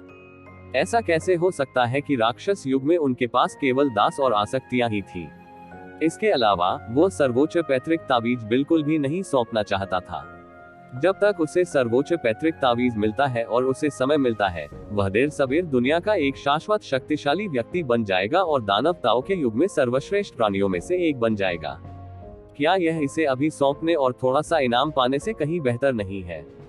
हालांकि सामने वाला तियानफू अमर नहीं जानता था कि वह क्या सोच रहा है। वह राक्षस युग में लोगों की नफरत और चालाकी के बारे में अच्छी तरह जानता था। वह कैसे सहमत हो सकता है, उल्लेख करने की आवश्यकता नहीं है। राक्षस युग ने उसके फुदाओ युग, उसके कबीले, उसके रिश्तेदारों और दोस्तों और उसके एवेन्यू की नींव को नष्ट कर दिया। इस युग की नींव के बिना उसे अपने जीवन में आगे बढ़ने का अवसर नहीं मिल सकता था। उसके दिल में गुस्सा पहले से ही अकल्पनीय स्तर पर पहुंच गया था, लेकिन किसी भी मामले में वह अपने चरम पर नहीं है। अपने आंतरिक कौशल के निरंतर प्रचार के साथ जूनियर हाई स्कूल में उसकी हथेली भारी और भारी हो गई, जिसने जल्द ही उसकी गति को प्रभावित किया और उसकी गति धीमी और धीमी हो गई। उसके पीछे छिपा हुआ संत राक्षस सम्राट और तेजी से आगे बढ़ता गया। वह उन नियमों पर कदम बढ़ाता रहा जिन्हें वह छू सकता था। उसके लिए इस तरह से पकड़ बनाना केवल समय की बात थी। जब वह गंभीर रूप से घायल हो गया और उसकी ताकत 10 में से 1 भी नहीं रही, तो उसकी मुलाकात एक चरम भगवान से हुई। इससे ज्यादा खतरनाक कुछ भी नहीं है। यदि आप नहीं कर सकते, तो आप केवल उससे लड़ सकते हैं। जैसे ही तियानफू जियानजुन ने अपने दांत भींचे और इस तरह पीछा करना जारी रखा, उसका कौशल कमजोर और कमजोर होता गया और उसकी स्थिति बदतर और बदतर होती गई। अब पलट जाना ही बेहतर है, शायद जीतने के कुछ आसार हो। अचानक ठीक इसी समय उसके कान से एक स्पष्ट आवाज आई और उसने कहा, तियानफू जियानजुन, चलो एक सौदा करते हैं। जब तक तुम मुझे सर्वोच्च जुफू देते हो, मैं इस आदमी को मारने में तुम्हारी मदद करूंगा। तियानफू जियानजुन एक रोमांचक भावना है। अप्रत्याशित रूप से कोई उससे बात कर सकता है, जिसका अर्थ है कि पास में एक और तियानजुन है। केवल एक पवित्र छिपा हुआ दानव सम्राट ही लोगों को डराने के लिए पर्याप्त है, किसी को छुपाने की तो बात ही दूर है। क्या सचमुच स्वर्ग उसे मारना चाहता है? कौन बात कर रहा है? तियानफू जियानजुन, युवा नशेन का विस्तार हुआ। आखिर आप हैं कौन? इस मामले के रुकने से तियानफू जियानजुन फिलहाल उसके खिलाफ लड़ना नहीं चाहता था। उसके पीछे छिपा हुआ पवित्र राक्षस सम्राट और करीब आता जा रहा था और वह चिंतित होने लगी। परवाह मत करो, मैं कौन हूँ। बस इतना कहो कि तुम सहमत हो या असहमत। जब तक तुम सहमत हो, मैं तुम्हें उसे मारने में मदद करूंगा। जहां तक मेरी बात है, तुम्हें चिंता करने की जरूरत नहीं है कि मैं पवित्र छिपे हुए लोगों के साथ हूँ शैतान सम्राट, नहीं तो मैं उसे तुम्हें मारते हुए देख सकता हूँ। क्या तुम अब भी तुम्हें इसी तरह दोहराते रह सकते हो? आवाज जारी रही, भले ही आप सहमत न हो, वैसे भी मैं उसे आपको मारते हुए देख सकता हूँ, फिर उसे मार डालूंगा और सर्वोच्च पैतृक तावीज को जब्त कर लूंगा। कौन है? बाहर आओ। अचानक तियानफू जियानजुन अचानक रुक गया और सभी दिशाओं में चिल्लाया। उसकी हरकत से पवित्र छिपा हुआ शैतान सम्राट चौंक गया, क्योंकि वह उसका पीछा कर रहा था। उसकी कॉल से उसे लगा कि कोई और व्यक्ति है। यदि ऐसा है तो चीजें अनिवार्य रूप से उतार चढ़ाव वाली होंगी। हालांकि वह जल्द ही फिर से शांत हो गया। उसने तियानफू जियानजुन की ओर तिरछी नजर से देखा और कहा, तियानफू जियानजुन, आपको ऐसा कोई साधन नहीं खेलना है। क्या आपको लगता है कि मैं इस पर विश्वास करूंगा? यह एक बड़ा मजाक है जिसे तियानफू जियानजुन ने अप्रत्याशित रूप से इस्तेमाल किया है फैलाने का ऐसा अपमानजनक साधन। तियानफू जियानजुन ने पवित्र छिपे हुए राक्षस सम्राट के शब्दों का उपहास नहीं किया, लेकिन मीमो ने अराजकता को देखा और अपनी स्वर्गीय आंखें खोली, जैसे कि वह उस आदमी को ढूंढना चाहती हो। बाहर आओ, इस तरह छिपते रहना तुम्हारे लिए व्यर्थ है। क्या तुमने नहीं कहा कि तुम इस आदमी को मारने में मेरी मदद करना चाहते हो? मुझे देखने दो। तियानफू जियानजुन हल्का प्रभावित हुआ। क्या? पवित्र छिपा हुआ शैतान सम्राट अचानक घबरा गया, क्योंकि स्वर्गीय फू को इस तरह अमर देखना बिल्कुल भी मजाक करने जैसा नहीं था, क्योंकि इस संबंध में उसे धोखा देना व्यर्थ था। जब तक वह बच नहीं जाती, वह मर जाती। उसकी चोट के कारण इतने कम समय की देरी के बाद ठीक होने का कोई रास्ता नहीं था, अन्यथा वो बहुत पहले ही ठीक हो गई होती। अगर कोई होता तो सब कुछ एकदम बदल जाता। फिर वह चिल्लाया, कौन सा दोस्त यहाँ है? कृपया दिखाओ। राक्षस युग का पवित्र छिपा हुआ राक्षस सम्राट यहाँ है। कृपया बाहर आओ और मुझे देखो। ये देखकर ये ज़िवेन, जो अराजकता में छिपा हुआ था, जानता था कि छिपना जारी रखना असंभव था। उसने मन ही मन थोड़ी आह भरी। सर्वोच्च पैतृक तावीज को शांति से प्राप्त करना इतना कठिन कैसे हो सकता है? वैसे उसने पवित्र छिपे हुए राक्षस सम्राट को खत्म कर दिया था, और वह सर्वोच्च पैतृक तावीज भी प्राप्त कर सकता था, जो एक पत्थर से कई पक्षियों को मार सकता था। लेकिन उस दिन फू जियानजुन स्पष्ट रूप से ईंधन कुशल लैंप नहीं था। उसने उसे इस तरह से बाहर निकाला और उसे अपने पीछे छिपे पवित्र राक्षस सम्राट से लड़ने के लिए मजबूर किया। वह संकटग्रस्त पानी में मछली पकड़ रही थी। यह महिला वास्तव में बिल्कुल भी सरल नहीं है, लेकिन उसे इसकी परवाह नहीं है। तथाकथित षड्यंत्र केवल कमजोर ताकत वाले लोगों के लिए उपयोगी है। उनमें पूर्ण आत्मविश्वास है। पवित्र छिपे हुए शैतान सम्राट के पास केवल तीसरे क्षेत्र के शिखर की खेती है, और यह क्षेत्र ये ज़िवेन के समान है। हालांकि युद्ध की प्रभावशीलता के संदर्भ में ये ज़िवेन को विश्वास है कि वह उसी क्षेत्र में अजेय है। हालांकि तियानफू जियानजुन को नहीं पता कि वास्तविक क्षेत्र क्या है। अब उसे देखकर वह जानती है कि उसके पास चरम अवधि का 10वां हिस्सा भी नहीं हो सकता है, अन्यथा पवित्र छिपे हुए शैतान सम्राट द्वारा उसे इस हिस्से के लिए मजबूर नहीं किया जाएगा। तियानफू जियानजुन, जो मैंने अभी कहा वह अभी भी मान्य है। ये ज़िवेन की आकृति धीरे धीरे उभरी। उसकी शक्ल देखकर तियानफू जियानजुन को थोड़ी राहत मिली। उसने उसे बाहर निकालने और पवित्र छिपे हुए राक्षस सम्राट से लड़ने के लिए मजबूर करने की पूरी कोशिश की। ये ज़िवेन की गुप्त कौशल बहुत चतुर है। यदि वह अपना मन नहीं बनाता, तो उसके पास कोई रास्ता नहीं है। सौभाग्य से दूसरे पक्ष को उसकी ताकत पर बहुत भरोसा है, जो उसे सफल बनाता है। पवित्र छुपे हुए शैतान सम्राट ने जादुई आंखों की एक जोड़ी को देखा। उन्होंने फिलहाल इसे आजमाया। ये जिवेन के गुप्त कौशल का बहुत अच्छा प्रभाव पड़ा। दरअसल उन्हें कोई समस्या नजर नहीं आई। वो तो बस एक आदतन प्रलोभन था। उसे एक भी विस्फोट की उम्मीद नहीं थी। ये जिवेन की सांसों को महसूस करने के बाद जो लोग किसी अन्य प्राचीन युग से परिचित हुए, उन्हें इस समय वुदाऊ युग के विशेषज्ञों का सामना नहीं करना पड़ा। ये उनका युग है। स्वाभाविक रूप से वे स्वर्ग के अधिक पसंदीदा होते हैं और उनसे निपटना अधिक कठिन होता है। जब उसने ये जिवेन की बातें सुनी तो उसका गुस्सा अचानक बढ़ गया। वो ये जिवेन के अचानक उभरने से बहुत डर गया था, लेकिन इसका मतलब यह नहीं था कि वह डर गया था।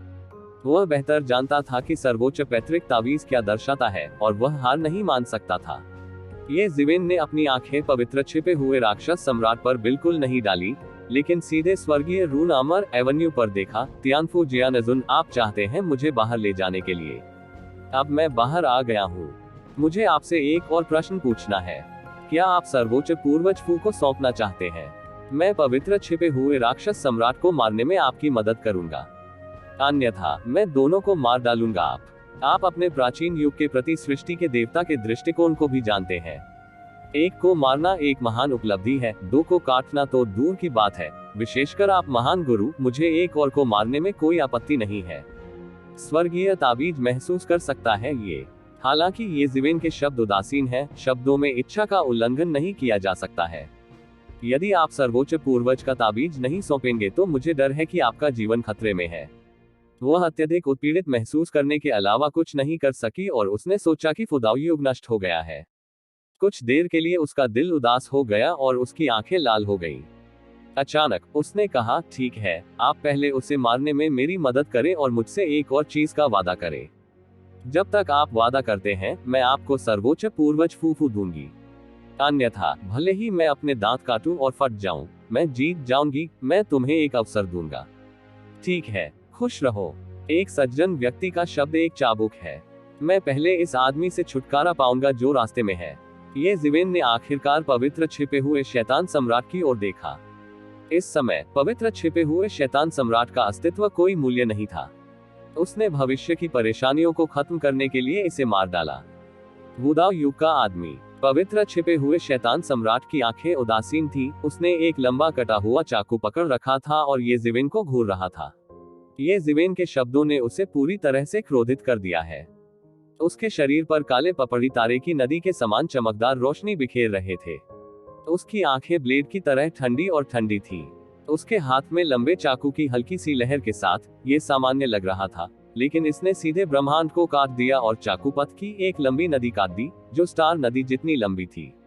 एक पल में वह ये जिवेन के सामने से हट गया। बस एक छोटा सा कौशल। ये जिवेन के पैर किसी पुराने पेड़ की जड़ों की तरह जमीन में गहराई तक धंसे हुए अस्त व्यस्त खड़े थे। फिर उसकी 5 अंगुलियों ने उसकी मुट्ठी को भींच लिया और अनगिनत 6 संसार शक्ति को शून्य में खींच लिया।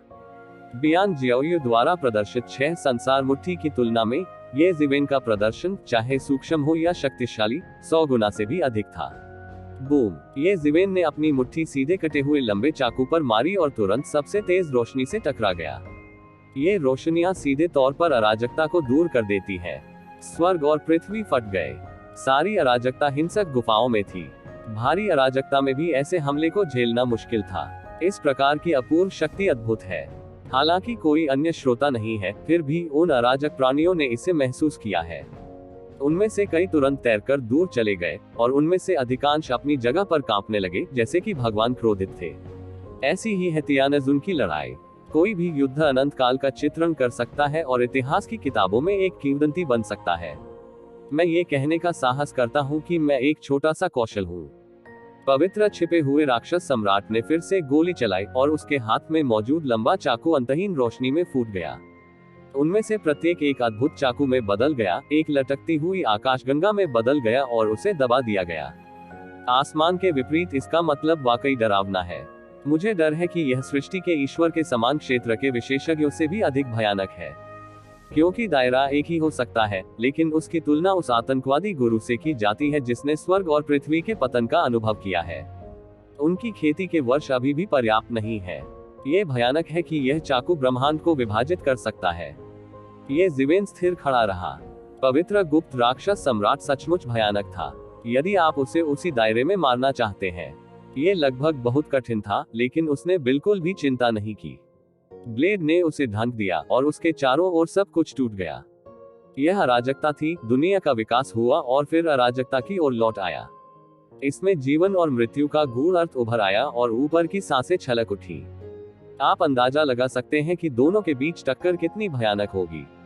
लेकिन फिर भी उसने बस मुक्का मार दिया। एक पल के लिए उसे लगा कि दुनिया स्थिर हो गई है, यहाँ तक कि अराजकता में भी। मैं अभी भी पूरे स्वर्ग और पृथ्वी के समय के ठहराव को महसूस कर सकता हूँ। विशेष रूप से तियानफू जियानजुन ने अचानक दो सुंदर आंखें खोली और ये ज़िवेन को देखा। ऐसा महसूस हो रहा था कि समय का नियम बह रहा है और उमड़ रहा है।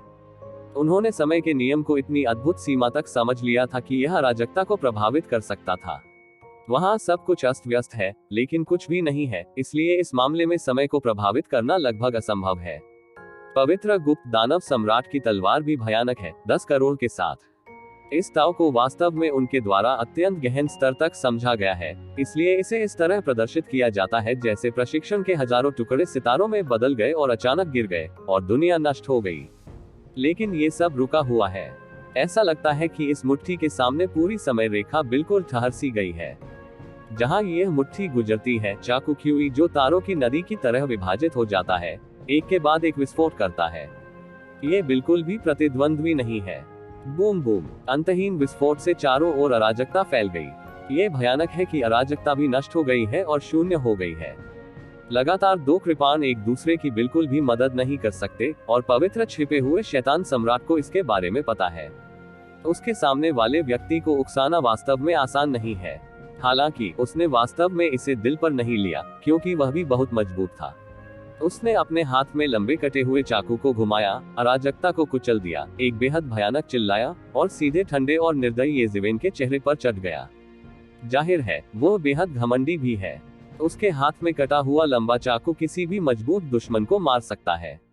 यह अजेय है। एक बार इसका उपयोग करने के बाद ये खुलेगा और बंद होगा। हालांकि उसके सामने ये ज़िवेन ने बिल्कुल भी हार नहीं मानी। उसने उस पर मुक्का भी मारा। उनकी सभी मार्शल आर्ट उनके मुक्केबाजी कौशल में एकीकृत थी। एक मुट्ठी में हजारों रहस्य, हजारों रास्ते, अत्यधिक आतंक और शक्ति का प्रदर्शन होना चाहिए। उन्होंने खोलने और बंद करने का रास्ता भी अपनाया। उनकी लड़ने की शैली एक जैसी थी और वे सीधे मौके पर ही टकरा गए। बूम बूम बूम, पलक झपकते ही दोनों पक्ष पहले ही हजारों चालें लड़ चुके थे। तियानफू अमर की एक तरफ पानी की तरह खूबसूरत आंखों की एक जोड़ी खुली, जो उसके दिल में दबी हुई थी। ये ज़िवेन बड़ी बात नहीं कर रहा था, क्योंकि अतीत में वह पवित्र छिपे हुए राक्षस सम्राट से अविभाज्य था जिसने दुनिया के पतन का अनुभव किया था। मुझे डर है कि इस कौशल के कारण सृष्टि के ईश्वर में शत्रु ढूंढना कठिन है। पहली बार उसने अपनी योजना की व्यवहार्यता पर विचार करना शुरू किया। अंत में संघर्ष के दोनों पक्ष अचानक अलग हो गए, लेकिन उन्होंने देखा कि पवित्र छिपे हुए राक्षस सम्राट पीछे हटते रहे और लड़खड़ाते रहे, अब पहले की तरह शक्तिशाली और घमंडी नहीं रहे। यदि आप ध्यान से देखेंगे तो आप देखेंगे कि उसके हाथ कांप रहे हैं, थोड़ा कांप रहे हैं, और बाघ के मुंह पर जहां वह चाकू रखता है वहां हल्का खून बह रहा है। शुरुआत में वह अभी भी एक हाथ के चाकू और ये ज़िवेन को काटता और फोड़ता था, लेकिन मध्य चरण में वह एक हाथ के चाकू और ये ज़िवेन को नहीं देख सकता था। गुजारा चलाने के लिए उसे दोनों हाथों से चाकू पकड़ना पड़ता था। बाद के चरण में दोनों हाथों से चाकू पकड़ने पर भी ऐसा महसूस हुआ कि वह कांप रहा था और अपनी सारी ताकत नहीं निकाल सका, और बाघ के मुंह से झटका लगा और खून बहने लगा। उसके विपरीत तू ज़िवेन हमेशा एक साधारण मुट्ठी, 6 संसार मुट्ठी, एक ताजा कदम का दूसरा दिन है। बस एक साधारण सा शॉट सब कुछ तोड़ सकता है। पवित्र छिपे हुए शैतान सम्राट द्वारा काटा गया ब्लेड केवल उसके हाथों पर सेनबाई का निशान छोड़ सकता है, जिसे तोड़ा नहीं जा सकता। घरघराहट, घरघराहट, घरघराहट। पवित्र छुपा शैतान सम्राट हाँफता रहा। उसकी आंखें शैतान की तरह लाल थी। उसके शरीर में शैतान उसी से प्रेरित होकर पनप रहा था। उसके सामने ये ज़िवेन भी खून से लाल हो गया और उसकी हत्या का इरादा उसके दिल में बढ़ गया। ये ज़िवेन के साथ थोड़े समय की लड़ाई के बाद वह पूरी तरह से नुकसान में पड़ गया, जो अभी भी एक अभूतपूर्व स्थिति है। अपने कौशल को बढ़ाने के लिए उसे वश में करना पड़ा। हालांकि वह कुछ कारण खोद देंगे, उनकी राय में यह इसके लायक था। उसके दूसरी ओर ये जिवेन अभी भी ऐसे दिख रहे थे मानो बादल हल्के हो और हवा हल्की हो। उसने सांस भी नहीं ली। ऐसा लग रहा था कि अभी की लड़ाई उसके लिए कुछ भी नहीं थी। उस पर समय का वस्त्र प्रकट हुआ और उसकी रक्षा अद्भुत थी। चाहे कितने भी चाकू गिरे, वह उसकी रक्षा को नहीं तोड़ सका। समय का नियम धीरे धीरे उभरा और सब कुछ नष्ट कर दिया। इस समय ये देखकर कि पवित्र छिपे हुए दानव सम्राट पर शैतान का कब्जा होने वाला था, ये जिवेन दूर से चिल्लाया, क्या दुष्टताओं के युग का प्रसिद्ध सम्राट केवल इस स्तर पर है? तब मैं बहुत निराश हूँ। हाँ, उसने अभी अपना सर्वश्रेष्ठ प्रदर्शन नहीं किया, लेकिन वह बस कोशिश कर रहा था। उसने पहले कभी राक्षस युग के आकाओं से युद्ध नहीं किया था। इस बार वह शायद ही कभी उसी दायरे से मिले, लेकिन उसकी ताकत उतनी अच्छी नहीं थी। उन्होंने इस अवसर का उपयोग राक्षस युग की कुछ जादुई विशेषताओं को समझने के लिए किया। एक लड़ाई के बाद उन्होंने पाया कि इस राक्षस युग में प्रदर्शित जादू वुडाऊ युग के उन राक्षस परिवारों और जादू कौशल का अभ्यास करने वाले अन्य शक्तिशाली विशेषज्ञों की तुलना में अधिक परिष्कृत और गहरा था। शुरुआत में तो ये काफी समान था, लेकिन बाद में दोनों पक्षों के बीच अधिक से अधिक अंतर देखने को मिला। ये दो पूरी तरह से अलग अलग रास्तों का प्रतिनिधित्व करता है। एक राक्षस युग से संबंधित जादू है और दूसरा मार्शल युग की मार्शल आर्ट है। क्या यह अलग है? जितनी अधिक लड़ाई होगी, उतना ही अधिक ये जिवेन समझ सकता है कि अगली बार जब वह राक्षस युग के किसी विशेषज्ञ से मिलेगा, तो वह जल्दी में नहीं होगा और वह अपनी ताकत दिखाने में अधिक सक्षम होगा। सृजन राजवंश के देवता की तुलना में पवित्र छिपे हुए दानव सम्राट और स्वर्गीय रून अमर दोनों के पास स्पष्ट रूप से मार्शल आर्ट युग के स्वामी के साथ लड़ने का समृद्ध अनुभव है। इस पहलू पर विचार न करें। ये जिवेन के शब्दों को सुनकर पवित्र छिपे हुए राक्षस सम्राट ने दोनों हाथों में एक लंबा कटा हुआ चाकू पकड़कर फिर से गोली मार दी। खड़खड़ाहट की आवाजें आने लगी। एक पल में हजारों चाकू के टुकड़े काट दिए गए और अंतहीन खूनी चाकू ख्यूई ने हवा भर दी और अराजकता को डुबो दिया। यह अनोखी हत्या है। शैतान के वश में होने के बाद उसके कौशल में थोड़ा और सुधार हुआ। उसने खुद से पूछा कि तुम जिवेन कभी इसका विरोध नहीं कर सकते। हालांकि उससे भी ज्यादा चौंकाने वाला दृश्य उनके साथ घटित हुआ। उसके द्वारा काटी गई सभी हजारों चाकू की बत्तियां ये जिवेन पर गिर गईं, जिससे सोने और लोहे की झनकार की आवाज आने लगी। एक पल में उन सभी ने पलटवार किया और उसके ब्लेड में निहित स्वर्ग और पृथ्वी को नष्ट करने की शक्ति उसके फटने से पहले ही पूरी तरह से नष्ट हो गई। ये जिवेन का पूरा शरीर सुनहरी रोशनी बिखेर रहा है, जैसे अराजकता में चल रहे एकमात्र सच्चे भगवान जो बदलाव ला सकते हैं। ये आक्रमण उसके शाश्वत ईश्वर को नहीं तोड़ सकते। मरना। इस अंतहीन तलवार की रोशनी में संत का एक वास्तविक शरीर छिपा हुआ दानव सम्राट का सिर काटने वाला लंबा चाकू है, जो सीधे सब कुछ साफ कर देता है और ये जिवेन के चेहरे पर चिपक जाता है। इस समय महत्वपूर्ण क्षण में ये जिवेन ने अचानक अपने हाथ में लंबा कटा हुआ चाकू पकड़ लिया, जिससे वह आगे नहीं बढ़ सका। क्या पवित्र छुपे शैतान सम्राट ने घूर कर देखा। उसका कारण अचानक प्रबल हो गया। वह काफी समय से तैयारी कर रहा था, लेकिन वह ये जिवेन की रक्षा को नहीं तोड़ सका, जिससे वह अचानक जाग गया। उसके सामने ये जिवेन का स्वर्णिम दिव्य छत्र और अधिक समृद्ध हो गया, जो उसके चारों ओर की हर चीज पर चमक रहा था। अंत में एक भयानक ताकत इकट्ठी हुई और पवित्र छिपे हुए राक्षस सम्राट के लिए एक झटका बन गई। पूफ। पवित्र छिपे हुए दानव सम्राट ने तुरंत सुनहरे रक्त का एक कौर थूक दिया और पूरा व्यक्ति फूट पड़ा। पवित्र छिपे हुए राक्षस सम्राट पर प्रहार किया गया और उसका मजबूत शरीर तुरंत उल्का की तरह उड़ गया। इस प्रहार की शक्ति सचमुच भयानक थी। पहले तो उसने मुंह भर खून की उल्टी की और फिर जब उसे बेहोश कर दिया गया, उस दौरान उसने बहुत सारा खून उगल दिया। मुझे बस ऐसा महसूस हुआ कि मेरा शरीर फटने वाला है और मेरी आंखें शुक्र से भरी थी। ये कैसे हो सकता है? उसका कौशल मुझसे इतना बेहतर कैसे हो सकता है? पवित्र गुप्त दानव सम्राट भी अविश्वसनीय है। उसने स्वर्ग और पृथ्वी के महान पतन का अनुभव किया है। पूरे मार्शल आर्ट युग में उनकी तुलना कोई नहीं कर सकता। हालांकि खेती के वर्ष और गंभीरता पूरी तरह से आनुपातिक नहीं हो सकते हैं, फिर भी उसी दायरे में कोई गलती नहीं हो सकती है। लेकिन ये कानून ये शिवेन पर पूरी तरह से भारी पड़ गया। उसकी ताकत न केवल शक्तिशाली थी, बल्कि भयानक भी थी। वह नहीं जानता था कि दुनिया के पेड़ों और फलों के परिवर्तन के बाद जिवेन का शरीर सामान्य लोगों से अलग हो गया था और उसके कौशल इतने गहरे थे कि वे भयानक थे। जब उसने पहली बार तीसरे क्षेत्र में प्रवेश किया, तो वह पहले से ही तीसरे क्षेत्र के शिखर के बराबर था। जब उसने तीसरे क्षेत्र के शिखर में प्रवेश किया, तो वह अजेय था। यह न केवल पवित्र छिपा हुआ दानव सम्राट है, बल्कि तियानफू अमर भी है जो देख रहा है। ये ज़िवेन का प्रदर्शन उनकी उम्मीद से बिल्कुल परे है। उसने अपने जीवन में स्वर्गीय बुद्ध का इतना भयंकर तीसरा क्षेत्र कभी नहीं देखा है। पवित्र छिपे हुए दानव सम्राट ने सामान्य तीसरे क्षेत्र की चरम सीमा को पार कर लिया है, और यह सीमा की सीमा है। एक सफल हमले के बाद ये ज़िवेन ने उसे भागने नहीं दिया। लगभग तुरंत ही उसने फिर से पीछा किया। अपने पैरों के नीचे अचानक कदम रखते हुए वह आकाश सरणी से बाहर निकल गया और एक पल में पवित्र छिपे हुए राक्षस सम्राट के पास आ गया। पवित्र छिपे हुए राक्षस सम्राट ने दहाड़कर भागने की कोशिश की, लेकिन ये बेकार था। उसे तुरंत भारी दबाव से कुचला हुआ महसूस हुआ। इस बढ़ते दबाव के सामने मैं बिल्कुल भी मुक्त नहीं हो सकता। उसकी जादुई शक्ति, उसकी मायावी शक्ति और उसके कानून का प्रयोग ही नहीं किया जा सकता। ये ज़िवेन का अगला वार लगभग तुरंत ही गिर गया। यह उसके सीने में लगा। बूम! पवित्र छिपा हुआ दानव सम्राट चिल्लाया और लगभग तुरंत ही चीख में उसका शरीर फट गया और अराजकता में बिखर गया।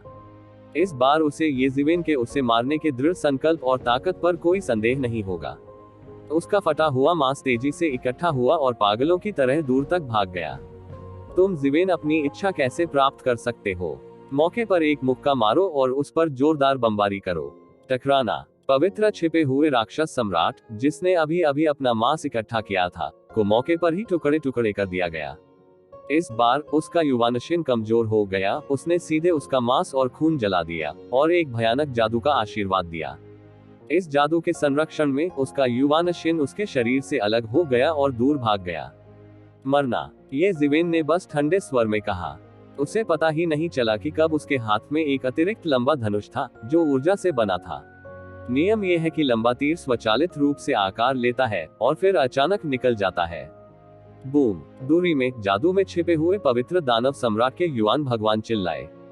इस बाण के प्रभाव से वह बिल्कुल शून्य हो गया और सीधे गोली मारकर उसकी हत्या कर दी गई।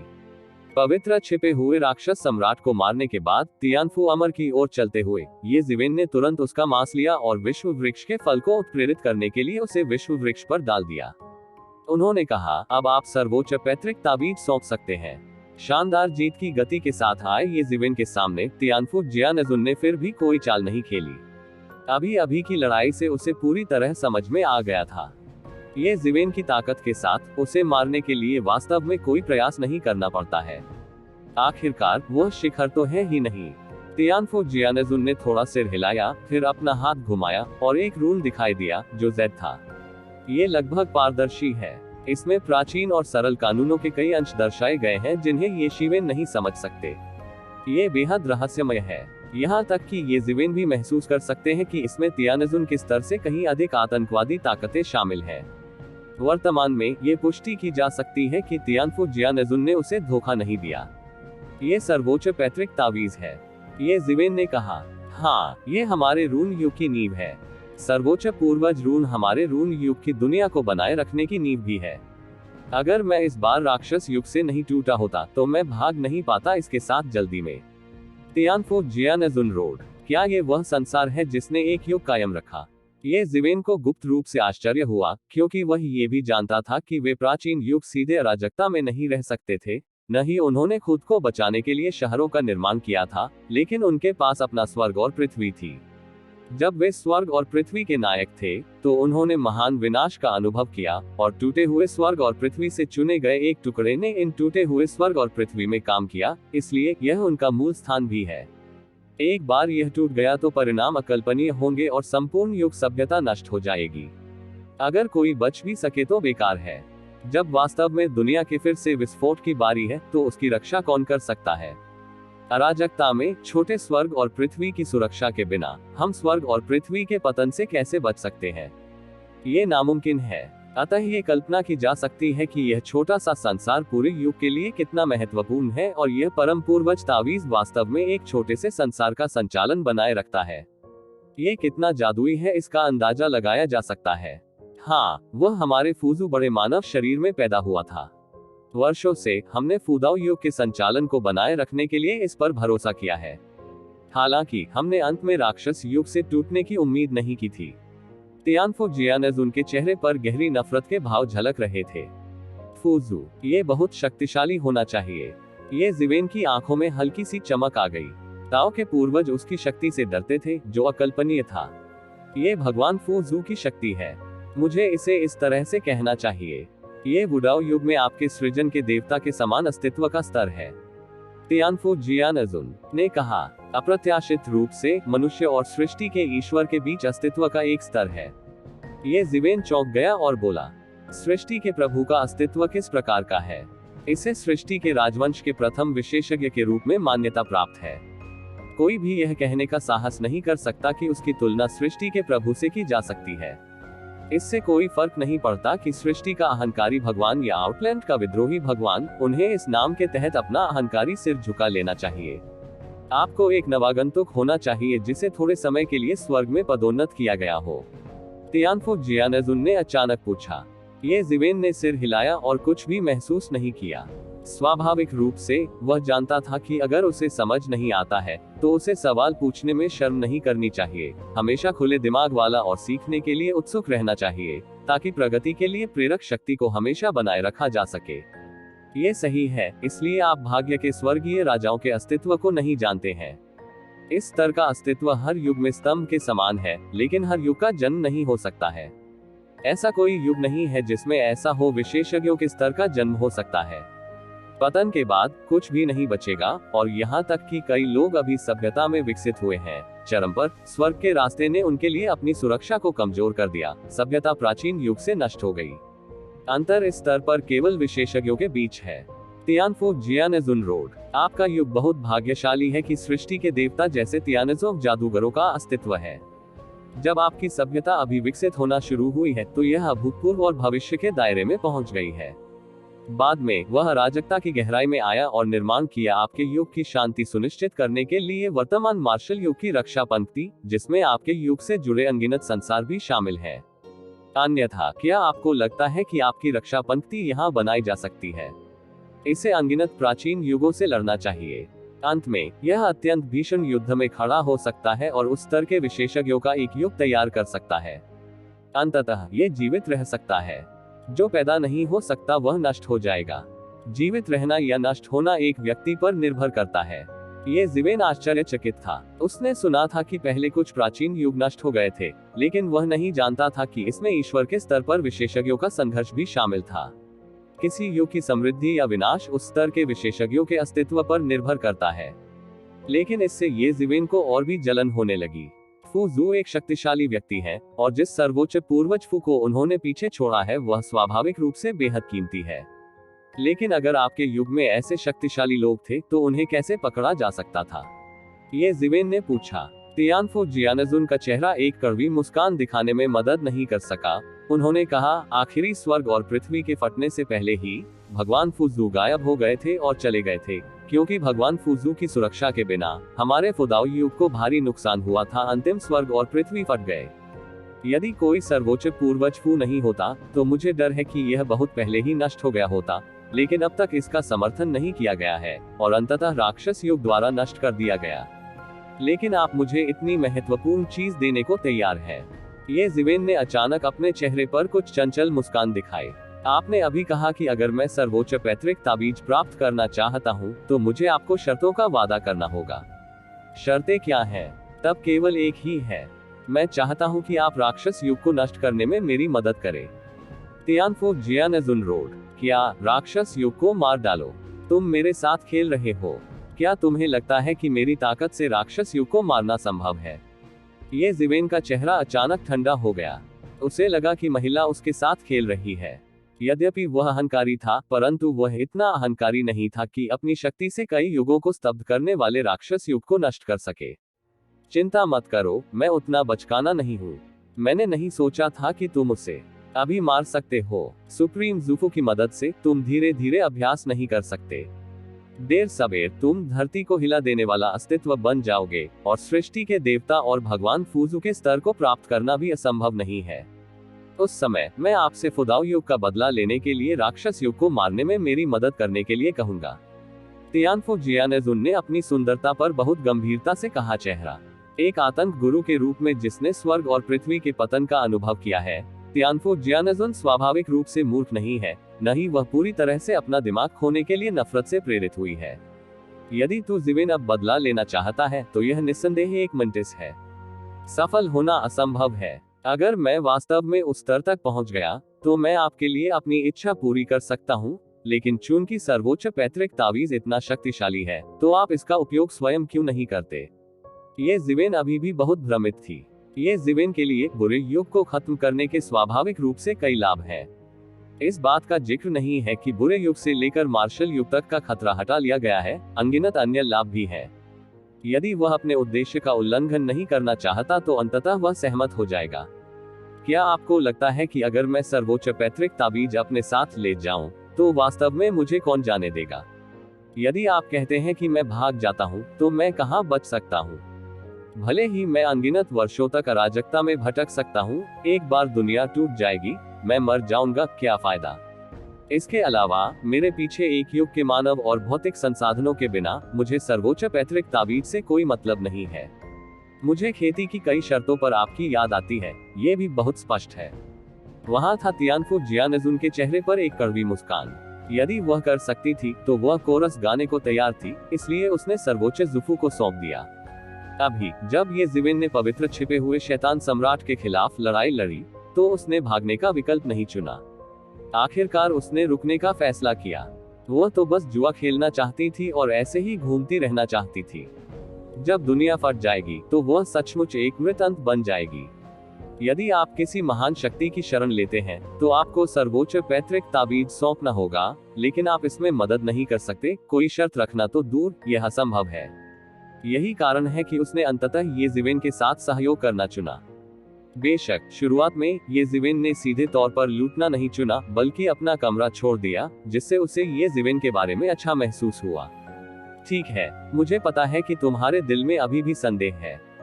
मैं भगवान की कसम खाता हूँ, मैं इस जीवन में तुम्हारे लिए कुछ भी बुरा नहीं करूँगा, लेकिन तुम्हारा नाम क्या है? तुमने अभी तक अपना परिचय नहीं दिया है। तियानफो जियानजुन ने ये जिवेन की ओर देखा और पूछा। उनकी अभिव्यक्ति बेहद गंभीर है। ये शपथ स्वर्ग के लिए बनाई गई है। स्वामी जितना अधिक शक्तिशाली होगा, उसके कसम खाने की संभावना उतनी ही कम होगी, क्योंकि वह स्वर्ग द्वारा पकड़ लिया जाएगा। यदि वह इसे पूरा नहीं कर पाता या अपनी शपथ तोड़ देता है तो उसे स्वर्ग द्वारा दंडित किया जाएगा। एक बार जब वह ऐसी शपथ ले लेता है तो अब से केवल ये जिवेन ही उसे धमकाएगा, और इस बात की कोई संभावना नहीं है कि वह ये जिवेन को चोट पहुंचाएगी। केवल इस तरह से हम ये जिवेन का विश्वास जीत सकते हैं। मेरा नाम वुजून है, मैं सृष्टि के देवता के पूर्वी क्षेत्र से हूँ। ये जिवेन ने आखिरकार अपना मुंह खोला और उसकी मुस्कान महसूस की। आखिरकार उसने जाने दिया। क्या आप वुजून हैं? तियानफो अमर थोड़ा स्तब्ध होने से खुद को नहीं रोक सका। ऐसा लग रहा था कि उसने कुछ सोचा है, लेकिन फिर उसने अपनी आंखें बंद कर ली और कसम खाने लगा। मैं तियानफो अमर कसम खाता हूँ कि अब से मैं इस जीवन में कभी भी वुजून के लिए हानिकारक कुछ भी नहीं करूँगा।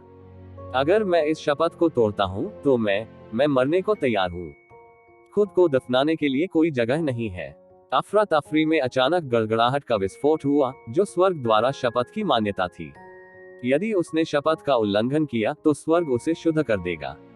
उसकी कसम सुनने के बाद ये जिवेन ने जोर से कहा, क्यों? मैं अभी अपना नाम सुनकर आश्चर्यचकित था। क्या आपने इसे सुना है? उसने अभी अभी तियानफो जियानजुन के चेहरे पर घबराहट देखी।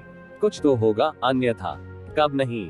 तियानफो जियानजुन ने सोचा और उसके चेहरे पर एक अजीब सी मुस्कान दिखाई दी। ये जिवेन की ओर देखते हुए उसने पूछा, मैंने इसके बारे में पहले सुना है। वास्तव में, हालांकि मैं पहले गंभीर रूप से घायल हो गया था, मैं टूटेरून युग से बच गया। बाद में मैं जानकारी का पता लगाने के लिए मैं राक्षस युग के कब्जे वाले शहर में घुस गया। मैंने बहुत सारी खबरें सुनी और फिर मुझे पवित्र छिपे हुए राक्षस सम्राट ने पाया। फिर उसके द्वारा मेरा पीछा किया गया और उसे मार डाला गया, और इसके बारे में कुछ था। आप आराम करें, मुझे सूचित करता है। ये जिवेन अपनी आंखें सिकोड़ने से खुद को रोक नहीं सका और उसकी आंखों में एक भयंकर भाव झलक गया। स्मार्ट, ये वास्तव में वुदाओ युग में आपके लोगों की खबर है। ये वुदाओ युग के शीर्ष 10 भगवान शहरों में से एक है और चंद्रमा शहर का प्रसिद्ध मास्टर है। तियानफो जियानजुन ने थोड़ा सिर हिलाया और कहा, ये वास्तव में वह है। ये जिवेन ने अपनी आंखें सिकोड़ ली। उसने जिन दो संभावित नामों का अनुमान लगाया था उनमें से पहला नाम चंद्रमा शहर का भगवान था। उसने जो सीखा उसके अनुसार चंद्रमा शहर के स्वामी ने लापरवाही और कानून विहीनता से काम किया। उसके प्रति कुछ प्रतिकूल कृत्य संभव है नहीं, ये कहा जाना चाहिए कि वह उससे निपटने का एक रास्ता खोज लेगा, लेकिन जो आपने कभी नहीं सोचा था वह ये था कि चंद्रमा शहर के भगवान राक्षस युग के लोगों को ऐसा करने देंगे। क्या उसके लिए राक्षस युग के साथ सांठगांठ करना मुश्किल है? ये ज़िवेन की आंखें थोड़ी तेज चमक उठी। आप बिल्कुल नवागंतुक हैं। क्या आप नहीं समझते? हालांकि वुदाओ युग और विभिन्न प्राचीन युग दुश्मन हैं, लेकिन इसका मतलब यह नहीं है कि उनके त्यानजुन और विपरीत शिविर के सभी लोग जीवन और मृत्यु के दुश्मन हैं। उदाहरण के लिए, आप और मुझे दुश्मन होना चाहिए जो स्वर्ग को एक साथ नहीं पहनते हैं, लेकिन वास्तव में ये बिल्कुल भी एक ही बात नहीं है। चंद्रमा शहर का स्वामी चंद्रमा शहर का प्रभारी है। इतने वर्षों से नींव लंबे समय से गहरी जड़ें जमा चुकी है और संपर्क विभिन्न प्राचीन युगों में है। बेशक ये जीवन और मृत्यु का मित्र नहीं है, लेकिन जब तक हितों का हिस्सा जारी किया जाता है, स्वाभाविक रूप से कोई उसके लिए मजबूत दुश्मन से निपटेगा। तियानफो जियानजुन रोड। आपको क्या लगता है कि प्रत्येक प्राचीन युग में कितनी शांति है? उनके ऐसे प्रतिद्वंद्वी भी हैं जिनका समाधान करने की आवश्यकता है। यहाँ तक कि उसी युग में ऐसे प्रतिद्वंद्वी भी हैं जिन्हें जीवन और मृत्यु का सामना करना पड़ता है, लेकिन वे स्वयं ऐसा नहीं करते हैं। इस बार वे गुप्त रूप से आपके मार्शल आर्ट युग के लोगों को ऐसा करने देंगे। वैसे भी आपके मार्शल आर्ट युग का प्राचीन युग के प्रति एक स्वच्छ दृष्टिकोण है। वास्तव में इस प्रकार का सहयोग बहुत आम है। वुडाओ युग के बड़े लोगों के आसपास कमोबेश सभी युगों के स्वामी हैं। आप जिस स्वामी की शरण में हैं, ये ज़िवेन को तुरंत याद आया कि डोंटियानजुन के चारों ओर रहस्यमय श्री हुआन, महान गुरु जो मूल नहीं बता सकते, उन्होंने कभी भी बहुत अधिक कदम नहीं उठाए या बात नहीं की, बल्कि डोंटियानजुन के चारों ओर चलते रहे। क्या वह अन्य युगों में भी शीर्ष विशेषज्ञ नहीं है? मुझे याद है कि प्राचीन युग के स्वामी इस युग के स्वर्ग के रास्ते से दबा दिए जाएंगे। ये ज़िवेन पूछने से खुद को नहीं रोक सकी। हाँ, ये निश्चित रूप से इस युग के स्वर्ग द्वारा दबा दिया जाएगा, लेकिन इससे बचने के अभी भी तरीके हैं। इसके लिए बस एक उच्च कीमत चुकानी होगी और बहुत सारे धन और संसाधनों का उपभोग करना होगा। ये सिर्फ इस पर निर्भर करता है कि कोई इसके लिए तैयार है या नहीं। उनके लिए ऐसा करो। तियानफो जियानजुन ने कहा, ये भी एक बहुत ही महत्वपूर्ण बात है, इसलिए इस युग में हर कोई शरण नहीं ले सकता है, और शरण लेने के बाद स्वाभाविक रूप से कई लाभ होते हैं। इस युग से दबाए बिना आप अव्यक्त साधना के लिए सृष्टि के देव वंश में प्रवेश कर सकते हैं, आनंद ले सकते हैं कई संसाधन जो केवल इस युग में ही उत्पादित किए जा सकते हैं, और पूरी तरह से अलग अलग रास्तों को समझते हैं। यही कारण है कि अभी भी कई लोग हैं जो शरण लेने के इच्छुक हैं। हालांकि वे ये भी जानते हैं कि सभी लाभ केवल इस बड़े पतन से पहले ही हैं। ये बहुत बेहतर है, कुछ भी नहीं। मैं समझ गया। ये ज़िवेन ने स्वर्गीय फू परी की तरह सिर हिलाया। हो सकता है कि वह रून युग में उच्च स्थान पर थी। उसने 9 तिपाई और एक शब्द बोला, और दुनिया ने उसका अनुसरण करने की हिम्मत नहीं की, लेकिन इसका कोई मतलब नहीं था। अब रून युग नष्ट हो गया है। वर्तमान युग जैसे वुडाओ युग को छोड़कर किस युग में ऐसे शीर्ष विशेषज्ञ का समर्थन करने के लिए अतिरिक्त संसाधन है? ये सृष्टि का एकमात्र ईश्वर है, इसलिए वह जो चुन सकती है वह बहुत कम है, बहुत अधिक विकल्प भी नहीं। ये लगभग अपरिहार्य है। लेकिन उसने मुझे मारने के लिए किस विशेषज्ञ को सौंपा? ये ज़िवेन ने पूछा। चंद्रमा शहर के भगवान को पता है कि आप तीसरे क्षेत्र के विशेषज्ञ हैं, इसलिए उन्होंने गुप्त रूप से आपको मारने के लिए राक्षस युग के चौथे क्षेत्र में एक विशेषज्ञ को ढूंढ लिया। आप निश्चित रूप से प्रतिद्वंद्वी नहीं हैं, और आपने अपनी जानकारी दे दी है। और क्षेत्र राक्षस युग के चौथे क्षेत्र के विशेषज्ञों के अलावा अन्य लोग आपको घेरने और दबाने के लिए आ सकते हैं। उस समय आपको हर दिन पृथ्वी को अप्रभावी नहीं कहना चाहिए। तियानफो जियानजुन ने कहा, कीमत के हिस्से के रूप में चंद्रमा शहर भगवान द्वारा किया गया वादा उन्हें 2 उपग्रह शहर देने का है जहां आप हत्या और लूट की रक्षा के लिए जिम्मेदार हैं। चंद्रमा शहर भगवान उन्हें वापस पकड़ने की कोशिश करेंगे। ठीक है, क्या चांद शहर है मास्टर? ये ज़िवेन ने कहा कि चंद्रमा शहर का भगवान वास्तव में क्रूर था। वह जानता था कि वह केवल तीसरा क्षेत्र था। उसने उसे मारने के लिए चौथे क्षेत्र से विशेषज्ञों को भेजा। वह उस क्षेत्र की जानकारी बेचने में संकोच नहीं करता था जिसके लिए वह जिम्मेदार था, और 2 उपग्रह शहरों में अनगिनत प्राणियों को मारने के लिए राक्षस युग के विशेषज्ञों के पास भेजा। ये बेहद क्रूर था। ये जिवेन की हत्या का इरादा और भी गंभीर है, न केवल यिन और यांग और सम्राट के कारण, बल्कि इसलिए भी क्योंकि यूचेन के मालिक के पास बिल्कुल भी कोई अंतिम रेखा नहीं है। उसने मूल रूप से सोचा था कि वह सहयोग कर रहा है और उसने सोचा कि वह अपना मूल उद्देश्य खोए बिना काम कर रहा है। अब ऐसी तो बात ही नहीं है। उनका मानना है कि यूचेन के मास्टर के लिए निचली रेखा उल्लेख करने लायक नहीं है, आप इसे अपनी इच्छानुसार पार कर सकते हैं।